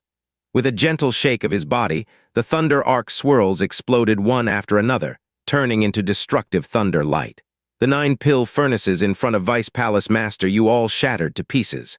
Her body was burned black as coal, coughing up large amounts of black blood mixed with flesh, thunder arcs raging through her, ravaging her vitality. Just one contact, and she had lost half her life. The Bodhisattva held out for a while, but was similarly shaken out of the golden lotus in the successive explosions, trickles of golden Buddha blood flowing from the corners of his mouth. His surface Buddha light dimmed, and the chanting surrounding him became inaudible. Breaking through the two, the Thunder Wing middle-aged charged towards Jang Fan behind them. How could a nascent Soul Realm Junior resist under the heavenly human 3 declines? Jang Fan gritted his teeth and shouted, "The centipede never dies even when cut, even in death still committing evil." Without hesitation, he activated the heavenly abyss heart, unleashing all the thunder power left by Venerate Zinny at that moment. Simultaneously, the void flow thunder force gushed out as well. Yin-yang heaven! In front of him, Tai Kai patterns suddenly appeared. Originally only about 10 feet under the eruption of the heavenly abyss heart, they reached a height of 100 feet, and under the effect of the void flow thunder force, a touch of blood red was contained within the black and white, making the patterns tough, reaching an unprecedented level. A giant spherical Tai Kai diagram protected Jang Fan in the center. Boom! The Thunder Wing middle-aged enveloped with a powerful thunder arc swirl approached. Instantly, one Tai Kai pattern exploded, turning into arcs of light reflecting back, hitting Jang Fan. Poof! Jang Fan was immediately struck, his vital energy surging, shooting out a blood arrow from his mouth, his face rapidly turning golden. Just one strike and he was seriously injured, seeing that the Thunder Wing middle-aged was about to break in. At this moment, the surrounding Tai Kai patterns surged over, blocking the gap and continuously contracting, causing each spot to have 2 Tai Kai patterns overlapping. When the thunder arc swirl exploded again, it still blew apart the patterns, but no longer with the same destructive back arc light as before. And the spherical Tai Kai contracted again, only 10 feet in size. Each spot had 3 Tai Kai patterns overlapping. This was the final defense. Fortunately, when the thunder arc swirl exploded again, it only burst out dense cracks on the 3 Tai Kai patterns. It had actually succeeded in blocking the explosion of the thunder arc swirl. But before Jang Fan could breathe a sigh of relief, seeing his thunder arc actually blocked, the Thunder Wing middle-aged roared furiously. "Little wretch, you're going to die?" He raised his fist, mobilizing all his divinity transformation power and brought all his Thunder Tao divine power, smashing towards the yin-yang heaven. This was much more powerful than a thunder arc swirl strike. Jang Fan's heart pounded, the strong smell of death wafting in. Even a near-death heavenly human 3 declines was not something he could resist. But just as this strike was forming, with a pop his arms exploded, his already swollen body, how could it withstand the concentration of all his power? Ah! The Thunder Wing middle-aged let out a howl of pain. Then his chest exploded, followed by his neck, and finally his head burst into a mist of blood with a pop. After a series of dense explosions, this peerless powerhouse of the heavenly human 3 declines died just like that under a handful of breath soil. Jang Fan wiped the blood from the corner of his mouth. A look of survival after disaster appeared on his face. But he dared not delay. Quickly recalled the breath soil, then dove into the sea, found the misfortune broken bone and luck transfer lock thrown into the sea by the 2-star Giant King. Then decisively activated the bronze grasshopper, teleporting 500 miles away, fleeing without looking back. The two-star giant king and thunder wing middle-aged were dead. But the Bodhisattva and Vice Palace Master Yu were still around. Jang Fan hadn't forgotten why he appeared in the North Sea. Hey, he runs fast! It took Vice Palace Master Yu a while to react, and she cursed with a smile. She was still immersed in the shock of a heavenly human 3 declines great powers fall, but Jang Fan just slipped away. The Bodhisattva wiped the Buddha blood from the corner of his mouth, looking at the corpses of the giant king and thunder wing middle-aged. A calm smile reappeared on his face. Worthy of a Buddha son, thinking what others can't think, doing what ordinary people can't do. I have decided to guide him. With that, he returned to the Golden Lotus, leading the monks to pursue Jang Fan. Vice Palace Master Yu's 2 disciples came over with faces of disbelief, saying, "Master, should we chase?" Vice Palace Master Yu rolled her eyes at them. "Chase, and die chasing. I have no desire to be fed a handful of breath soil." She gazed in the direction Jang Fan left, feeling as if in a dream. Nascent Soul 7th layer, consecutively slaying a 2-star giant king, heavenly human 3 declines great cultivator. Even witnessing it firsthand, it still feels unreal. Such a monster. How can I be qualified to teach? Better to establish a good relationship as peers. Let's go back to the heavenly mechanism pavilion and leave him some gifts. She did not notice that the fragments of the thunder wing middle-aged corpse scattered in the seawater were slowly gathering in a certain direction. The other side, the Bodhisattva leads the pursuit. Master Puguang respectfully asked with palms together, "Bodhisattva, if Master Jiang is unwilling to join our Buddhism, what should be done?" Having witnessed Jang Fan slay the giant king and the heavenly person decline, all the monks were fearful. If Jang Fan resists with all his might and uses breath soil against the Bodhisattva, the consequence is unimaginable. The Bodhisattva smiled faintly. Buddha Son's powers are exhausted, difficult to regain past prowess. As for his breath soil, if guarded against, it is hard to harm me. Upon hearing this, the monks were slightly relieved. Indeed, Jang Fan is severely injured, with most of his nascent soul power gone and thunder power depleted. He is at his weakest state, and though the breath soil is powerful, it needs to be paired with space technique to be effective. With the Bodhisattva on guard, Jang Fan is hard-pressed to strike the Bodhisattva with breath soil. At this moment, the Bodhisattva slowly said, "I have made 3 great aspirations to Central Earth, and have now just realized the Bodhisattva fruit position. The first aspiration is to hear the sounds of all living beings and fulfill their wishes. The second aspiration is to liberate all spiritual beings deserving liberation. Today, I shall perform the second aspiration, to liberate the Buddha Son." Upon hearing these words, the monk's eyes brightened. The Buddhist path differs from the mainstream magic cultivation. To cultivate to the Bodhisattva realm, one must make great aspirations to heaven and earth to realize the Bodhisattva fruit position. This is the responsibility born for becoming a Bodhisattva. While fulfilling the aspirations, the Bodhisattva gains abilities far beyond the current realm. For example, hearing the sounds of all beings. This is something not even a divinity transformation venerable can accomplish during the heavenly person decline. Even the great wine sacrifice cannot hear the voices of all beings in Taikang state. This is the power of aspirations. Now the Bodhisattva performs the second great aspiration to transform all beings. The power of transformation none can obstruct in Taikang state. Jang Fan also stands no chance. Master Puguang smiled kindly. For the Bodhisattva's first liberation, success is assured. The other side. Jang Fan fled toward the continent. After swallowing 2 revitalizing pills in succession, his complexion gradually turned from gold to rosy. However, the injuries within, including the severed arm, require half a day to heal. Looking at his own disheveled self, Jang Fan smirked wryly. Yet another blood-loss day. Counting carefully, this journey lost 2 pieces of wish paper and countless space-time dust, adding the entire thunder power left by Venerate Zinny. Only then was his life barely preserved. In terms of gains, just 2 original stars and discovering the wondrous use of breath soil. The troublesome part is, his troubles haven't ceased, because he has already sensed a trace of Buddhist path energy quickly approaching. The Bodhisattva has not given up on inducting him into Buddhism. Damn Bodhisattva! Forcing me to become a monk? Jang Fan's face darkened. At this moment in his weakened state, there is little nascent soul power and thunder power is depleted, unable to flee swiftly. To leave quickly, he must use the wish paper, traveling 80,000 miles away. But upon taking out the wish paper, he found only a mere 3 sheets left. Use one, lose one. These must be paired with breath soil to eliminate strong foes. Unless there's no other choice, he cannot use them again. But relying on nascent soul power alone to fly, escaping the Bodhisattva is impossible. What should he do? In contemplation, a sudden flash of light appeared in his eyes, but hesitance as well. Yet sensing the Buddhist path energy drawing nearer, he gritted his teeth and took out the relics of the high monk found under the demon race 9 dynasty ancient capital's temple, when Jang Fan discovered the Bodhi tree. The relics of this high monk were seated beneath the Bodhi tree. Jang Fan hadn't yet known what to do with them.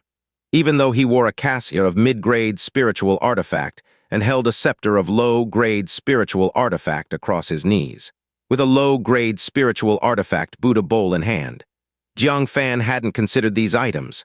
Now, however, is the time to use them. With a snap of his fingers, a flare of netherworld ghost fire burned off his hair. Then his 5 fingers gathered flame, marking several scars on his head. After this, he took off his robes and put on the human skin mask of a middle-aged man found in Hunyuan state. Bowing to the high monk's relics, he silently said, "Forgive me, master, I borrow your relics for a while." He donned the high monk's cassia and took the scepter and Buddha bowl, then plucked several Bodhi tree leaves, placing them on various parts of his body. Bodhi leaves emitted a dense stream of Buddha light. Even with the Xianxia village chief's talent bloodline jade in his mouth, he couldn't discern the Buddha light from the genuine. Retrieving the high monk's relics, Jang Fan held the Buddha bowl in one hand, walking steadily across the vast sea, heading toward the continent. Soon after, heaven and earth behind were suffused with a sky full of Buddha light.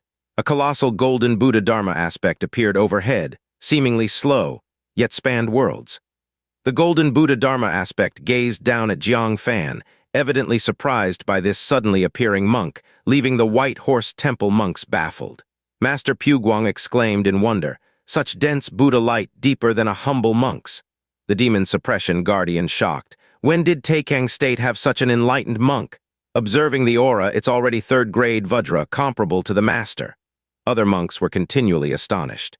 In Taikang State, besides our White Horse Temple, there are no other Buddhist forces. Where did this high-grade Vajra monk come from? Could it be some hidden esoteric Buddhism sect? The Bodhisattva surveyed the surroundings. He had been tracing Jang Fan's aura. Why was it now a monk? His all-seeing eyes fell on Jang Fan, attempting to probe something. Yet the golden Buddha light around blocked his gaze, only able to see Jang Fan's face. Buddhist cassia, scepter, Buddha bowl, all fine spiritual artifacts. The face was indeed middle-aged, not a disguise.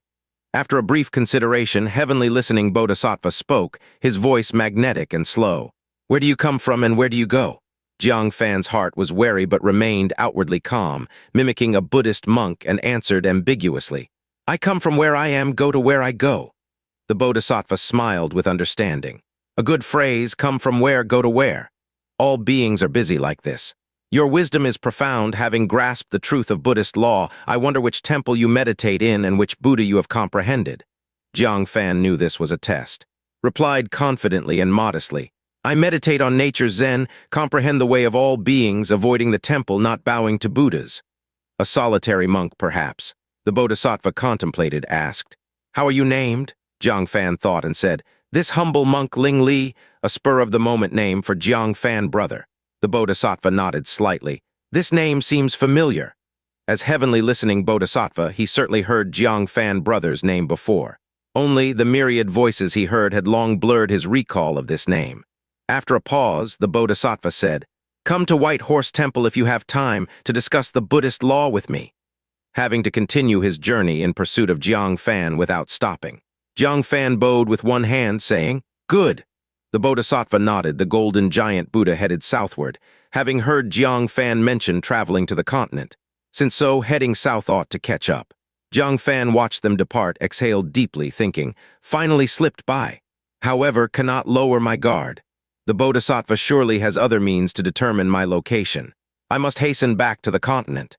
If the rumors of the continent's divinity transformation ban entry prove true, returning to the continent is when he will be safe." Fan detoured around the route the Bodhisattva took, winding his way towards the continent. At this moment, under the healing effects of the revitalizing pill, all his injuries had recovered. The severed right arm had also regrown. The only downside was that, due to taking a detour, he was still some distance from the continent. But as long as nothing unexpected happened, arriving safely on the continent would not be a problem. Chinese letter, Chinese letter. At this moment, something on his body made a sound. At first, he thought it was the moon realm. Upon closer inspection, he discovered it was a simple, pale yellow token placed at the deepest part of the space storage device. On the token, the words ancient were inscribed. Jang Fan was taken aback. He had almost forgotten about the token's existence. This was the reward he received for coming first in the heavenly ascending ancient road. Later, a demon mirage in the divinity transformation realm tried to snatch the token from him. He managed to deceive it with a handful of memory silver sand. Then, during his breakthrough, the chaotic ancient blood marquis wanted to cross realms to kill him precisely because he held the ancient token. Since then, he had not paid attention to the token. To his surprise, the ancient token unexpectedly began to show unusual movements. Fixing his gaze, the ancient token flashed with a slight pale yellow light, as if it was signifying something. Jang Fan frowned and said, "What does this mean? Does it mean the ancient wilderness hunting is about to begin?" He recalled what the red-faced elder in the fire worship sect's underground palace had said. Once in Central Earth, there was a chance to change fate through the ancient token. Unfortunately, it was missed. Now he thinks the real fate-changing opportunity should be the ancient wilderness hunting. Right, but what exactly is the ancient wilderness hunting? Why can it change the fate of Central Earth? What fate is being changed? He rubbed his forehead with some annoyance. Can't these old folks just speak clearly in one go? They insist on making people guess with difficulty. Shifting his gaze, Jang Fan took out the moon realm. In such matters, he could ask Red Sleeves and that deeply knowledgeable Flowers in Bloom. He immediately used the Hell language to ask questions in the moon realm. A good name, Red Sleeves. The great hunt has started. Is your village all right? After a moment, a reply came from the moon realm. Glasses, thanks for the belated concern. She sarcastically mocked Jang Fan. The great hunt had started a whole day, and only now did Jang Fan remember to ask about her. Jang Fan detected the sarcasm and replied in a huff. A good name. I've been chased and screaming for my life. How do I have time to worry about you? Glasses, who's chasing you? A good name, a 2-star giant king and a human clan great cultivator in the heavenly human 3 declines. Glasses, you're really lucky to be alive. But what's a 2-star giant king doing in Central Earth? Red Sleeves, sharp as ever, immediately pinpointed the crux of the problem. A good name. I also want to know how he got down here. Glasses, his descent to the lower realm is very problematic. It's best to capture him for interrogation. A good name, no chance, already killed. Glasses, you killed him. If a powerhouse from Taikang State took action, they would definitely try to capture the 2-star giant king. Not kill him, so Red Sleeves boldly guessed it was Jang Fan who killed him. A good name, yes. Glasses, you really are surprising, despite having guessed. Hearing it confirmed by Jang Fan still shocked her deeply. She knew how troublesome a 2-star giant king was. Even the combined strength of the 4 transformation gods and 1 Bodhisattva from Taikang State might not kill him. Yet Jang Fan slaughtered him. How did he do it? Soon, Red Sleeves realized another problem. Glasses, and what about that human clan great cultivator in the heavenly human 3 declines? A good name, killed as well. Glasses. If killing the 2-star giant king astonished her, then killing the heavenly human 3 declines left her beyond imagination. How exactly was this done? Flowers in Bloom, a good name. What is your cultivation, really? Last time you were fighting the red demon venerable in the heavenly realm, and now you've slain a 2-star giant king and a heavenly human 3 declines cultivator. Flowers in Bloom, who hadn't intended to join the conversation, was so startled that he couldn't help but chime in with a question. A good name? Just a lowly cultivator. Let's not talk about this. I want to ask you two something. Glasses, I knew you wouldn't climb to the Temple of 3 Treasures without a reason. Speak. A good name. Have you heard of the ancient token? Glasses saw it in a book, only described in 1 sentence, defying the heavens to change fate, creating fortune for all beings. Why do you ask? Do you have it? Jang Fan was startled. Red Sleeves, this woman, had a frighteningly keen mind. She could always capture the key from inadvertent information. However, Red Sleeves' words did provide evidence for the words of the red-faced elder and the divinity transformation venerable at the end of the heavenly ascending ancient road. The ancient token indeed holds an opportunity to alter fate. Flowers in Bloom, the ancient token. Yes, I know a bit. Heard that someone in Taekang State obtained an ancient token. Glasses, Taekang State? Apparently. Red Sleeves had already guessed that the ancient token was in Jang Fan's possession. She too was curious about what exactly the ancient token was. Flowers in bloom, according to ancient records. The holder of the ancient token can participate in ancient wilderness hunting, which hides an opportunity to change the fate of a realm, said to be determined by rankings. Flowers in bloom, 3,000 years ago, someone in Taekang State obtained an ancient token. It said that because he participated in the ancient wilderness hunting, Central Earth was spared from an ancient giant's descent. What? Jiang Fan's heart raced. He recalled a conversation with Jai Qingshuan once. Jai Qingshuan had said she found records of ancient giant descents while going through historical books. Every 1,000 years, an ancient giant would descend. Except for once, 3,000 and 1,000 years ago, there was an empty slot. At that time, neither of them understood why the ancient giants, who descended precisely every 1,000 years, were absent that time. It turns out it was due to the ancient token sparing Central Earth from a millennium calamity. Glasses, if I understand correctly, the ancient wilderness hunting can influence the actions of ancient giants. Flowers in bloom, that's right. Glasses, the ancient giants only take orders from the few giant emperors who stand shoulder to shoulder with boundary masters. Why would a hunt influence them? Could the ancient wilderness hunting be hosted by them? Flowers in bloom, that's unknown. The origins of ancient giants are inherently mysterious, and the heavenly ascending ancient road is also filled with riddles. The relationship between the two is vague in the histories. Probably only the great sage or even ancient saints would know. Jiang Fan was deeply shocked, looking at the ancient token in his hand. His face was full of surprise. No wonder those great figures repeatedly instructed him that this token could change the fate of Central Earth. If ancient wilderness hunting could grant Central Earth a millennium respite, then in the next ancient giant descent, Central Earth would undoubtedly be stronger. Flowers in bloom, I heard that this time a little guy got the ancient token. It'll be hard for him to get a good ranking in the ancient wilderness hunting. If I have time, I'll go meet him and ask for the ancient token. Glasses, don't. I've never seen anyone gain an advantage over him. If you want to seize his ancient token, you'll likely suffer a loss.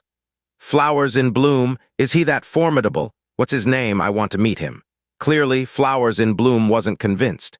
She was a great venerate of the heavenly human 5 declines, whose ancient token had she not been able to obtain. Red Sleeves shook her head. Her conversation with Jiang Fan had been so direct, nearly naming Jiang Fan as the one who possessed the ancient token. Yet, Flowers in bloom still hadn't caught on. This woman must be very young and quite naive. A figure of a young woman well off, with deep background but slightly naive, already emerged in her mind. This kind of worldly ignorant woman trying to snatch something from someone as cunning as Jiang Fan. Isn't this like sending a lamb into a tiger's den? Glasses, take my advice, don't go, he's not to be trifled with. Flowers in bloom didn't respond, obviously indifferent. Take a good name. Sister Fugui, you're so knowledgeable, there's something else I'd like to ask you. Flowers in bloom, go ahead. The praise from Take a Good Name was well received by Flowers in bloom. Take a good name. Since you're proficient in the Hell language, you should know there's a sacrificial text used by the Asura clan, right? Flowers in bloom, I know about it, but I can't do it. Only those with extremely high cultivation in the Asura clan can learn it. Jiang Fan was slightly disappointed, but not too surprised. If it were that easy to learn, Hua Xin wouldn't be so confident that he couldn't learn it. But then, Flowers in bloom remembered something. Flowers in bloom? Oh, some special Asura clan identities, like princesses or princes of a certain bloodline, they would definitely know it. But such figures are even rarer than the 5-crowned king of hell. You won't have a chance to meet them. Glasses, still haven't given up. Stop dreaming. The sacrificial text won't be entrusted to an outsider like you. Take a good name, you said princesses of a certain bloodline. Jiang Fan remembered the female Asura named Tianji who had initially fallen from the sky. She was always imprisoned underground by the White Horse Temple. The news of the ancient giant descending in 3 months had also come from her mouth. And according to Green Pearl, she was driven out of the village because a dark Shura clan princess she was guarding escaped. If the guess was correct, that escaped dark clan princess was most likely Tianji. Because Tianji was also of the dark Shura bloodline, Red Sleeves noticed something amiss and her expression changed slightly. Glasses, the princess you mentioned, she couldn't be from the dark Shura bloodline, right? Take a good name. Red sleeves, the name Glasses really suits you, we'll talk next time. Glasses, wait, tell me quickly, is it true? Glasses, speak up. Glasses, you're really leaving. Glasses, bastard. Red sleeves angrily tossed the moon realm aside, her eyes beneath her glasses full of frustration. The princess this guy mentioned is probably the Dark Clan princess that Green Pearl lost sight of. If I hand her over, I could get an opportunity to break through the Asura Emperor level. With Jang Fan's cautious nature, he won't allow the Asura clan to have another absolute strong person like the Asura Emperor. If he knows the opportunity the Dark Shura princess represents, he's likely to prefer killing her rather than handing her over to me. She pondered for a moment. She rubbed her temples, troubled. Judging from Jiang Fan's cautious reaction, Green Pearl, that fool, probably already told Jiang Fan about this. Getting that princess back from Jiang Fan is harder than ascending to the heavens.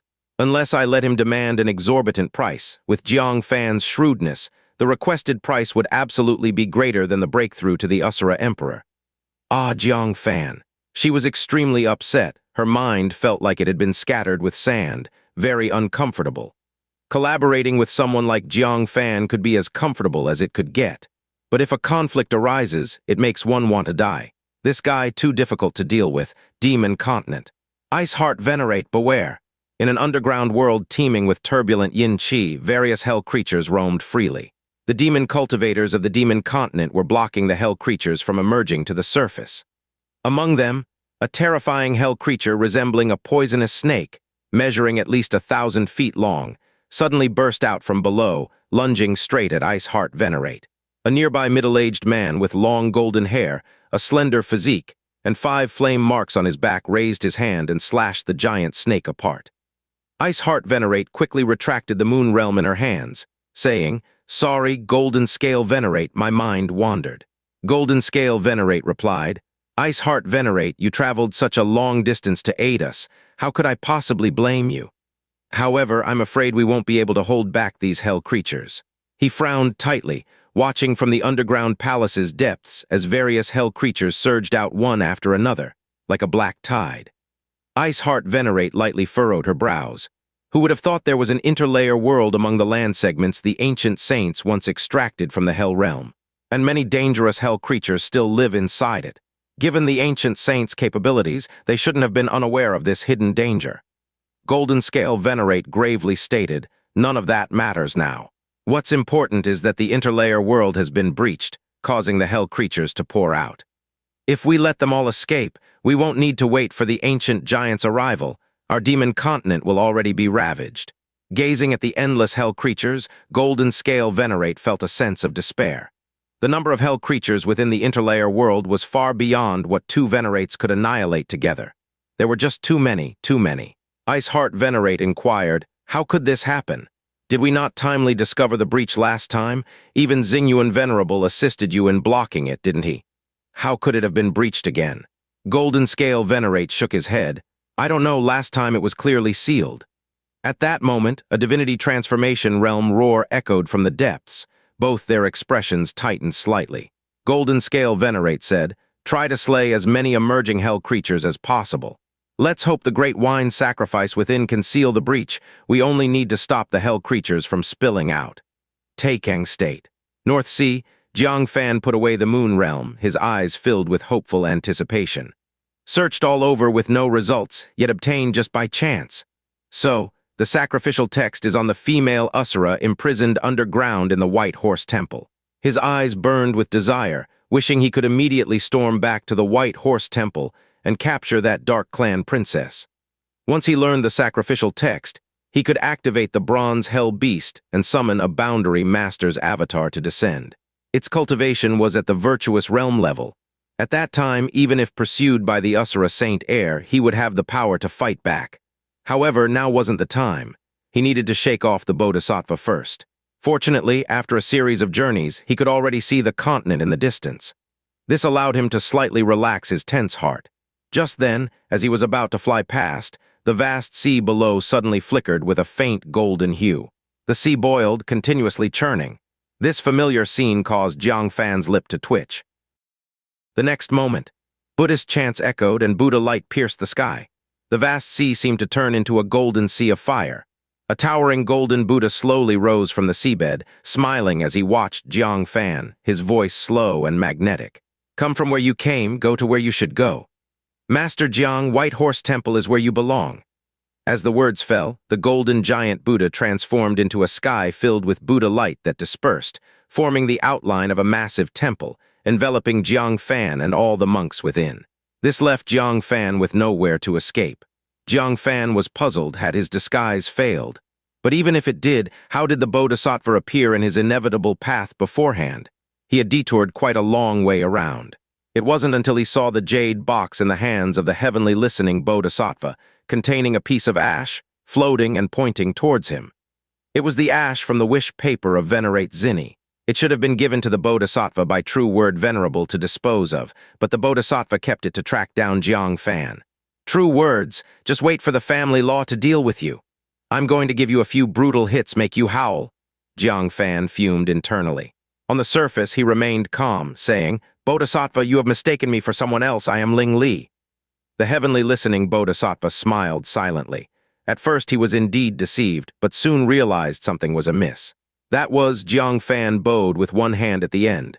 Under normal circumstances, both hands should be clasped together, unless the person was missing a hand. And Jiang Fan had just had an arm bitten off by the two-star giant king. Secondly, the Dharma name Ling Li, he finally remembered where he had heard it before. That was the name Jiang Fan used to disguise as his brother. Finally, a test with the ashes indeed pointed in the direction of the so-called Master Ling Li. The heavenly listening Bodhisattva smiled and said, Master Jiang indeed has unique wisdom, even I was deceived by your true Buddha words. I mistakenly thought you were an enlightened monk. Your refusal to join Buddhism is truly a loss for the Buddhist path. Seeing his identity exposed, Jiang Fan stopped pretending, saying helplessly, Heavenly listening Bodhisattva, why force me into Buddhism? The Bodhisattva chuckled lightly. This ancient giant calamity, I will perish with it. However, White Horse Temple cannot be without a master for a day. If Master Jiang is willing to join my White Horse Temple, I will assist you in attaining the Bodhisattva fruit position before the great calamity arrives. What? The surrounding monks were shocked. There was only about a month before the calamity would come. Why was the Bodhisattva so sure he could help Jiang Fan break through to the Bodhisattva realm? How was this possible? Even Jiang Fan was shocked. A ripple stirred in his heart. For someone who hasn't even grasped the path, achieving Bodhisattva fruit position within a month would tempt anyone. However, the thought of those beautiful faces waiting for his return, his heart immediately calmed. He clasped his hands together and said, Thank you for your kindness, Bodhisattva, but I am bound by countless worldly ties and have many unfulfilled wishes. I find it difficult to abandon everything and enter the monastery. Please, Bodhisattva, do not make it difficult for me. The heavenly listening Bodhisattva's expression changed, neither happy nor sad, as if Jiang Fan's answer had been anticipated. Picking up and putting down is a lifelong lesson. Those who understand the great path within can become Buddha. Master Jiang cannot let go because the confusions in your heart are too deep. I will use Buddha law to help dispel your delusions, help you let go of past affairs. Jiang Fan's expression changed. The Bodhisattva was going to forcibly convert him. He quickly shook his sleeve, and a wish paper he had secretly ignited fell from his palm. As soon as the Bodhisattva appeared, he secretly activated the wish paper. For emergency purposes. Now was the time to use it. He only needed to wish to return to the continent and could escape the Bodhisattva's pursuit. However, just as he was about to open his mouth to wish, the Bodhisattva spoke in a smooth, calm voice. The breeze doesn't move, all sounds are silent. As the words fell, the joyful sound of waves and the wind blowing around, the surrounding Buddhist chants, as if cut off by a sudden knife, stopped abruptly. It was terrifyingly quiet all around, with no sound whatsoever. Jiang Fan's mouth moved, but no sound came out. The premise of the wish paper was to vocalize the wish. The Bodhisattva directly sealed Jiang Fan's opportunity to speak, rendering his most relied-upon wish paper ineffective. Jiang Fan's expression changed. The Bodhisattva's Buddha law was simply cheating, previously sealing space, fixing people, and now sealing the sound of heaven and earth. In addition to being able to erase memories, he couldn't imagine anything the Bodhisattva couldn't do. No time to be shocked, he swiftly flew to the Buddha light temple in front and pulled out the purple sword to slash it hard. However, the Buddha light remained concentrated without showing any sign of breaking. The trouble was, a golden sun appeared above the Bodhisattva's head, emitting a holy and unparalleled light. Under its illumination, Jang Fan felt all greed, anger, ignorance, hatred, love, evil, and desire disappear from within. Memories of Su Yoren, Chen Silin, Fairy Yun Shang, and true word venerable, all kinds of beauties, receded like a tide. The experiences of this life, too, faded quickly like a retreating shadow. This was cleansing his soul, cutting off his worldly ties. The next step was to instill Buddhist law, leaving only Buddhism in his heart. Thus, conversion would be successful, just like the former sky demon emperor Bai Chu of the North Sea. How could Jang Fan let it succeed? Resolutely activating space technique, wishing to use instantaneous movement to leave this place. But just as he activated it under the shine of that Buddha light, he was forcibly pulled out from spatial teleportation. Jang Fan was incredibly alarmed. What exactly was this golden sun? The Buddha light it emitted was terrifyingly powerful. Unwilling to give up, he muttered the contents of the jade paper heavenly book, trying to resist the invading Buddha light in his mind. But it was to no avail. The Buddha light possessed an irresistible mighty power, continuously eroding his heart spirit. Even his heart of resistance was growing ever weaker. No, he couldn't continue like this. Jang Fan was anxious, trying to employ various divine skills, but to no effect. At this moment, the Bodhisattva's slow, magnetic voice sounded. I am carrying out the second great aspiration, borrowing the power of Central Earth. It is beyond personal will to resist. Give up your struggle, enter my Buddhism. Was the power of the great aspiration truly that formidable? Jang Fan's internal resistance weakened further, even his gaze started to dull. He was about to be completely cleansed of his soul, but he was not willing. Would he really forget the past like this? In despair, a thought suddenly appeared in his mind. It was something White Horse Temple had been seeking for centuries but hadn't found. That was the Black Buddha scripture, a scroll drastically different from ordinary scriptures, filled with yin qi, an eerie and sinister scripture.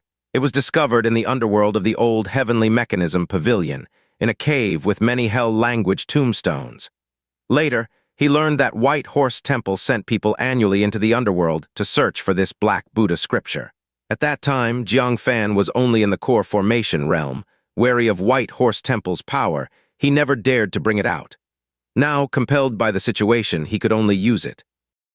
Buddha taking advantage of the brief moment of consciousness. With a thought, a piece of red gelatinous substance gathering dust in Jang Fan's space storage device appeared in his palm. Sealed within the red gelatinous substance was a Black Buddha scripture. To prevent the Bodhisattva from sensing the existence of the Black Buddha scripture, he didn't dare to tear the red gelatinous substance open. But now he couldn't afford to care that much. He ripped open the red gelatinous substance and grasped the Black Buddha scripture. With the force of his fingers, netherworld ghost fire surged out, enveloping the Black Buddha scripture. With just a thought, the flames would burn this scripture. The benign smile of the heavenly listening Bodhisattva froze the moment the red gelatinous substance was torn away. As if sensing something, his gaze turned to the Black Buddha scripture, his warm eyes suddenly becoming sharp. Unbelievable excitement flashed in the eyes of the Bodhisattva. His voice, once slow and magnetic, now became rapid and astonished. The prison-suppressing soul scripture. It is actually in your hands. Noticing the powerful surge of netherworld ghost fire in Jang Fan's hand, about to ignite the scripture, he quickly withdrew the golden sun above his head and removed the restraining Buddhist law, saying, "Where did you get it from?" The vague memories in Jang Fan's mind surged back like a tide. He let out a long breath. It seemed he had won the gamble. The importance of the Black Buddha scripture to the White Horse Temple surpassed the desire to convert him to Buddhism. Clutching the scripture tightly, Jang Fan said coldly, "Where it came from is no longer important. What matters is, if you don't want the prison-suppressing soul scripture destroyed, don't push me." The heavenly listening Bodhisattva suddenly realized he had lost his composure, showing greed and delusion. Hurriedly joining his palms, he softly recited the Buddha's name, Amitabha Sin Sin. When he opened his eyes again, they had returned to their serene and gentle state. His voice, once more magnetic and calm, softly said, "Not being able to bring Master Jiang into my Buddhist fold is a great regret. But if we can retrieve the prison-suppressing soul scripture, it would compensate for that regret." The implication was that if Jang Fan handed over the prison-suppressing soul scripture, the White Horse Temple would no longer trouble him. Jang Fan felt a silent relief. Looking at the black scripture in his hand, he couldn't help voicing the question that had been pressing him for so long. What exactly is this scripture? With his palms still joined, the heavenly listening Bodhisattva showed respect. It's a legacy work of a great Bodhisattva. Jang Fan's heart stirred. He once asked Jian Linyuan about the origin of the Black Buddha scripture that the Jian family was searching for. He also said it was written by a great Bodhisattva who presides over hell. The heavenly listening Bodhisattva continued. That great Bodhisattva, to prove his attainment of Buddha Venerate, entered the hell realm using Buddhist law to enlighten all resentful spirits in hell. He once vowed, "Hell is not empty, I will not become a Buddha." Jang Fan was shocked. What a lofty vow! In the hell realm filled with the Asura clan, surviving alone would not be easy. Let alone enlightening all the resentful spirits. This couldn't be possible, right? Thinking for a moment, Jang Fan still asked, did he succeed? The heavenly listening Bodhisattva slowly nodded. He did. After enlightening all the resentful spirits, he achieved the fruit position of Buddha Venerate. Jang Fan was astonished. A great Bodhisattva should be equivalent to a magic cultivation's great Venerate of the heavenly human 5 declines. So, Buddha Venerate should be equivalent to the wise man realm in magic cultivation. However, the heavenly listening Bodhisattva was not finished. After achieving the fruit position of Buddha Venerate, he then enlightened the Asura clan and established the Hell Buddha domain. He became a Buddha of his time. Jang Fan gasped. The Buddha should correspond to the ancient saint in the central earth realm, right? This great Bodhisattva, after entering Hell Realm, actually cultivated all the way to become the boundary master of Hell Realm.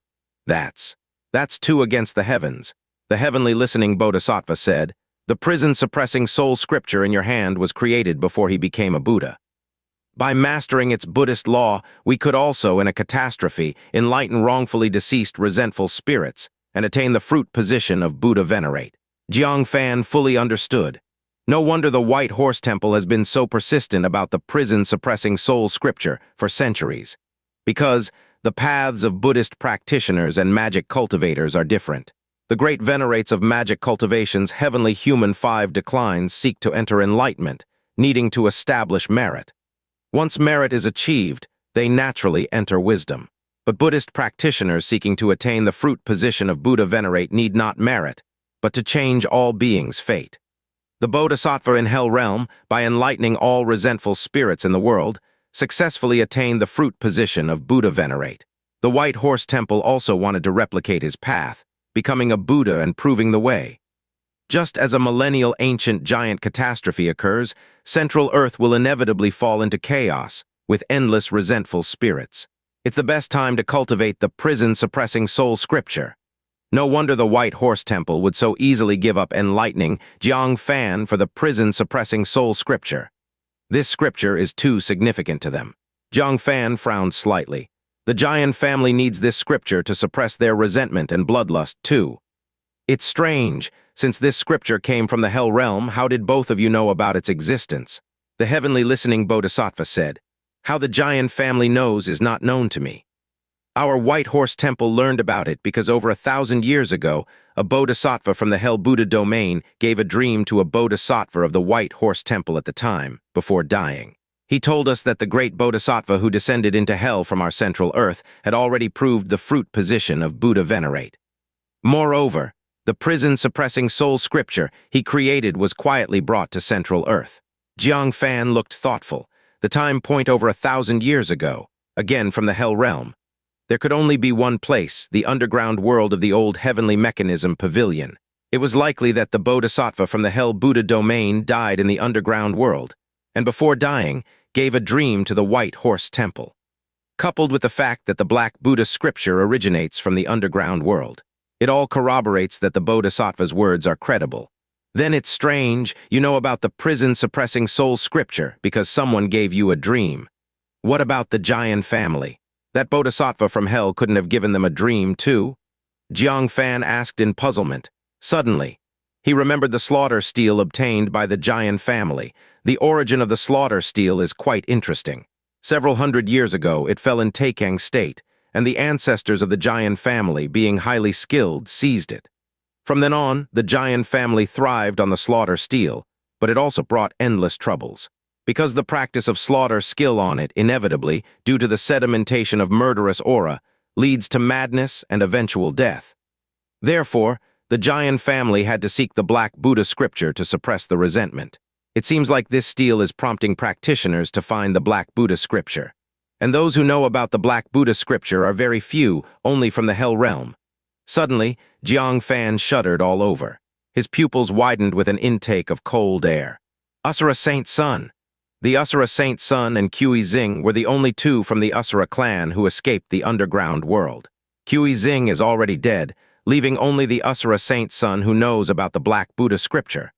The slaughter stele was purposely released by the Asura Saint Sun. Currently disguised as a sage in Central Earth, he couldn't overtly search for the Black Buddha scripture. Hence, he deliberately released the slaughter stele, subtly plotting for practitioners to help him find it, understanding now that he's the mastermind behind it all. Jang Fan shivered all over, because back when he had 10 consecutive victories at the slaughter stele, a dark shadow appeared within it. The other party even gifted him the slaughter origin, urging him to diligently practice the slaughter skill, with the potential to achieve a slaughter divinity transformation.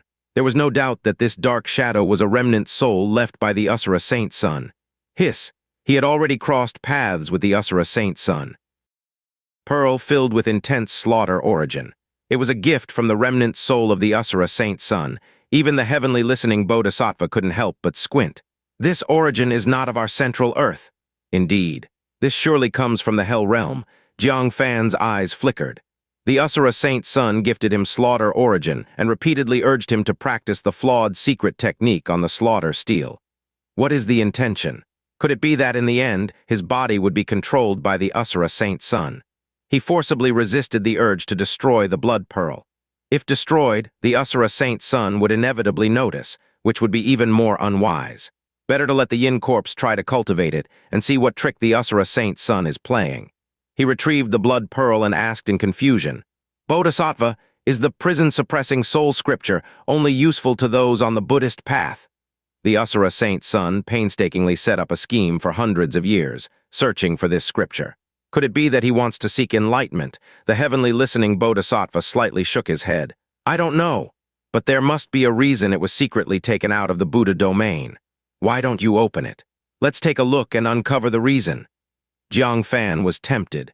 He was also very curious about what miraculous aspect of this work, written before the Buddha attained enlightenment, made the Asura Saint Sun so covetous. He nodded immediately and prepared to unfold the scripture. But suddenly, he realized something and withdrew his hand. Is such a Buddha's work something that a non-Buddhist can casually look at? Moreover, it has been sealed for 1,000 years without damage, and the scroll itself must be extraordinary. Wouldn't opening it rashly be dangerous? After thinking about it, he looked at the Bodhisattva and said, "Why don't you open it, Bodhisattva?" The heavenly listening Bodhisattva remained silent, not accepting the Black Buddha scripture handed over. It was evident he already saw the danger within the Black Buddha scripture. Therefore, he was inciting Jang Fan to open it while waiting to take advantage. Jang Fan took the bloodline talent jade given by the Jiaxiang village chief into his mouth, and various auras immediately surged from all around. Among them was a particularly intense power of the Buddhist path and yin qi emanating from the scroll in his hand. This aura was several times stronger than what the Bodhisattva emitted. If opened, the power within would be equivalent to a strike from a heavenly human 3-decline strongman. Even if Jang Fan reacted quickly, he would still be injured. Upon realizing this, the veins on Jang Fan's forehead bulged. This damned Bodhisattva actually wanted to screw him over, then pick up the scripture and convert him into the Buddhist path, wanting everything in one go. But sooner or later, this scripture scroll must be opened. The heavenly listening Bodhisattva wouldn't give up if he didn't get the prison-suppressing soul scripture. As he pondered how to properly handle this scripture, suddenly he sniffed. Unexpectedly, he found a thunderous aura nearby. His pupils involuntarily trembled. Could it be that the thunder-wing middle-aged wasn't dead? He suddenly remembered Venerable Zinny, whose body had been destroyed and then reconstituted at the same place thanks to the young emperor's granted revived domain. Does the thunder-wing middle-aged have such a domain? As soon as the thought arose, a deafening thunder explosion sound blasted the sky. Endless pale thunder light illuminated the area around them with a dazzling glare. The Buddha light temple surrounding them shattered with a bang into threads of Buddhist light dissipating away. Jang Fan and the monks staggered under the shock. Amidst the rolling thunder, A middle-aged figure with thunderous feather wings on his back exuded a chilling, killing intent. "You little brat, destroying my physical body, I'll grind your bones to dust." The thunder-wing middle-aged roared, overpowering the mighty thunder voice. In his wildest dreams, he never thought that his valuable possession opportunity would be ruined by a mere youth with a 7-orifice nascent soul. In his hand, he shot a terrifying 1,000-foot thunder arrow, not giving Jang Fan the chance to use the wish paper, intending to annihilate him. Fortunately, Jang Fan had timely sensed his aura and was prepared. He performed an instantaneous movement, dodging behind the heavenly listening Bodhisattva. His thunder power was completely depleted, unable to perform yin-yang heaven anymore, leaving him defenseless against any attack from this heavenly human 3 being. The Bodhisattva, feeling the desperate killing move from the thunder-wing middle-aged, also appeared stern. "Quickly head to the continent. I'll hold him off for now." With that, the 12-leaf golden lotus beneath him flew out, bursting forth fiery golden light, shielding everyone. The thunder arrow struck, hitting the 12-leaf golden lotus, immediately producing a deafening explosion. The golden light of the 12-leaf golden lotus scattered, its petals withered incomplete. It was damaged by a single strike. Yet the thunder arrow, for that reason, shattered, transforming into countless thunder lights sweeping towards the crowd. The Bodhisattva Cassia waved out, blocking most of the thunder lights with a small portion floating in. When it struck the Vajra fruit position monks, they were immediately blasted with skin torn, charred all over, severely injured. Their screams echoed all around. Jang Fan showed a look of guilt. They were implicated because of him. Clenching his teeth, he decisively used the bronze grasshopper, teleporting towards the continent. The 500 miles of leaping power was enough to instantly reach the continent. If the rumor of the divinity transformation ban was true, he would be saved. Otherwise, he'd fight to the death. With a swoosh, the bronze grasshopper teleported Jang Fan away. But the thunder-wing middle-aged wouldn't let Jang Fan leave easily. Surrounded by terrifying thunderbolts in his eyes, he locked onto Jang Fan's trajectory with a fierce look. An ant, too, desires to escape in front of a heavenly human 3 decline. "Die!" A curved thunderbolt shot from his eyes, hitting the bronze grasshopper with pinpoint precision. Bang! This spiritual artifact-level bronze grasshopper couldn't withstand the strike from a heavenly human 3 decline strongman. It instantly shattered into pieces. The Bodhisattva's expression changed, and the monks gasped. Jang Fan, just shattered like that? They had underestimated the strength of a heavenly human 3 decline. Previously, the thunder-wing middle-aged was wary of the great wine sacrifice, never making a serious move. Now in his fury, he showcased an immensely terrifying strength. The instantly teleporting spiritual artifact was blown apart with a single strike. If the spiritual artifact shattered, how could Jang Fan remain unharmed? But, at that moment, in another direction near the coast into the vast sea with a splash, a huge wave was sent up. It turns out Jang Fan teleported into the sea. The monks were shocked. He wasn't dead. The Bodhisattva was also startled for a moment, then revealed a relieved smile. "It has to be him." Jang Fan had experiences interacting with the 5-star giant king and the heavenly human 4 declines venerable Jing. How could he not know that instantaneous movement in front of such a high-level venerable is very unrealistic? He still activated the bronze grasshopper to divert the thunder-wing middle-aged's attention. But he himself, using some recovered thunder power, activated Cloud Shadow and used spatial teleportation. This lucky move brought him near the coast. Yet the danger wasn't over. For high-level divinity transformation venerables, the distance within sight can be covered in a flash. Just as he expected. Realizing Jang Fan wasn't dead, the thunder-wing middle-aged's killing intent surged to the skies. He teleported right behind Jang Fan without thinking and attacked with a palm strike. At this moment, Jang Fan suddenly turned around. From his sleeves flew out a mass of mysterious demon liquid, while an ignited wish paper was held in his mouth. He shouted, "I wish,"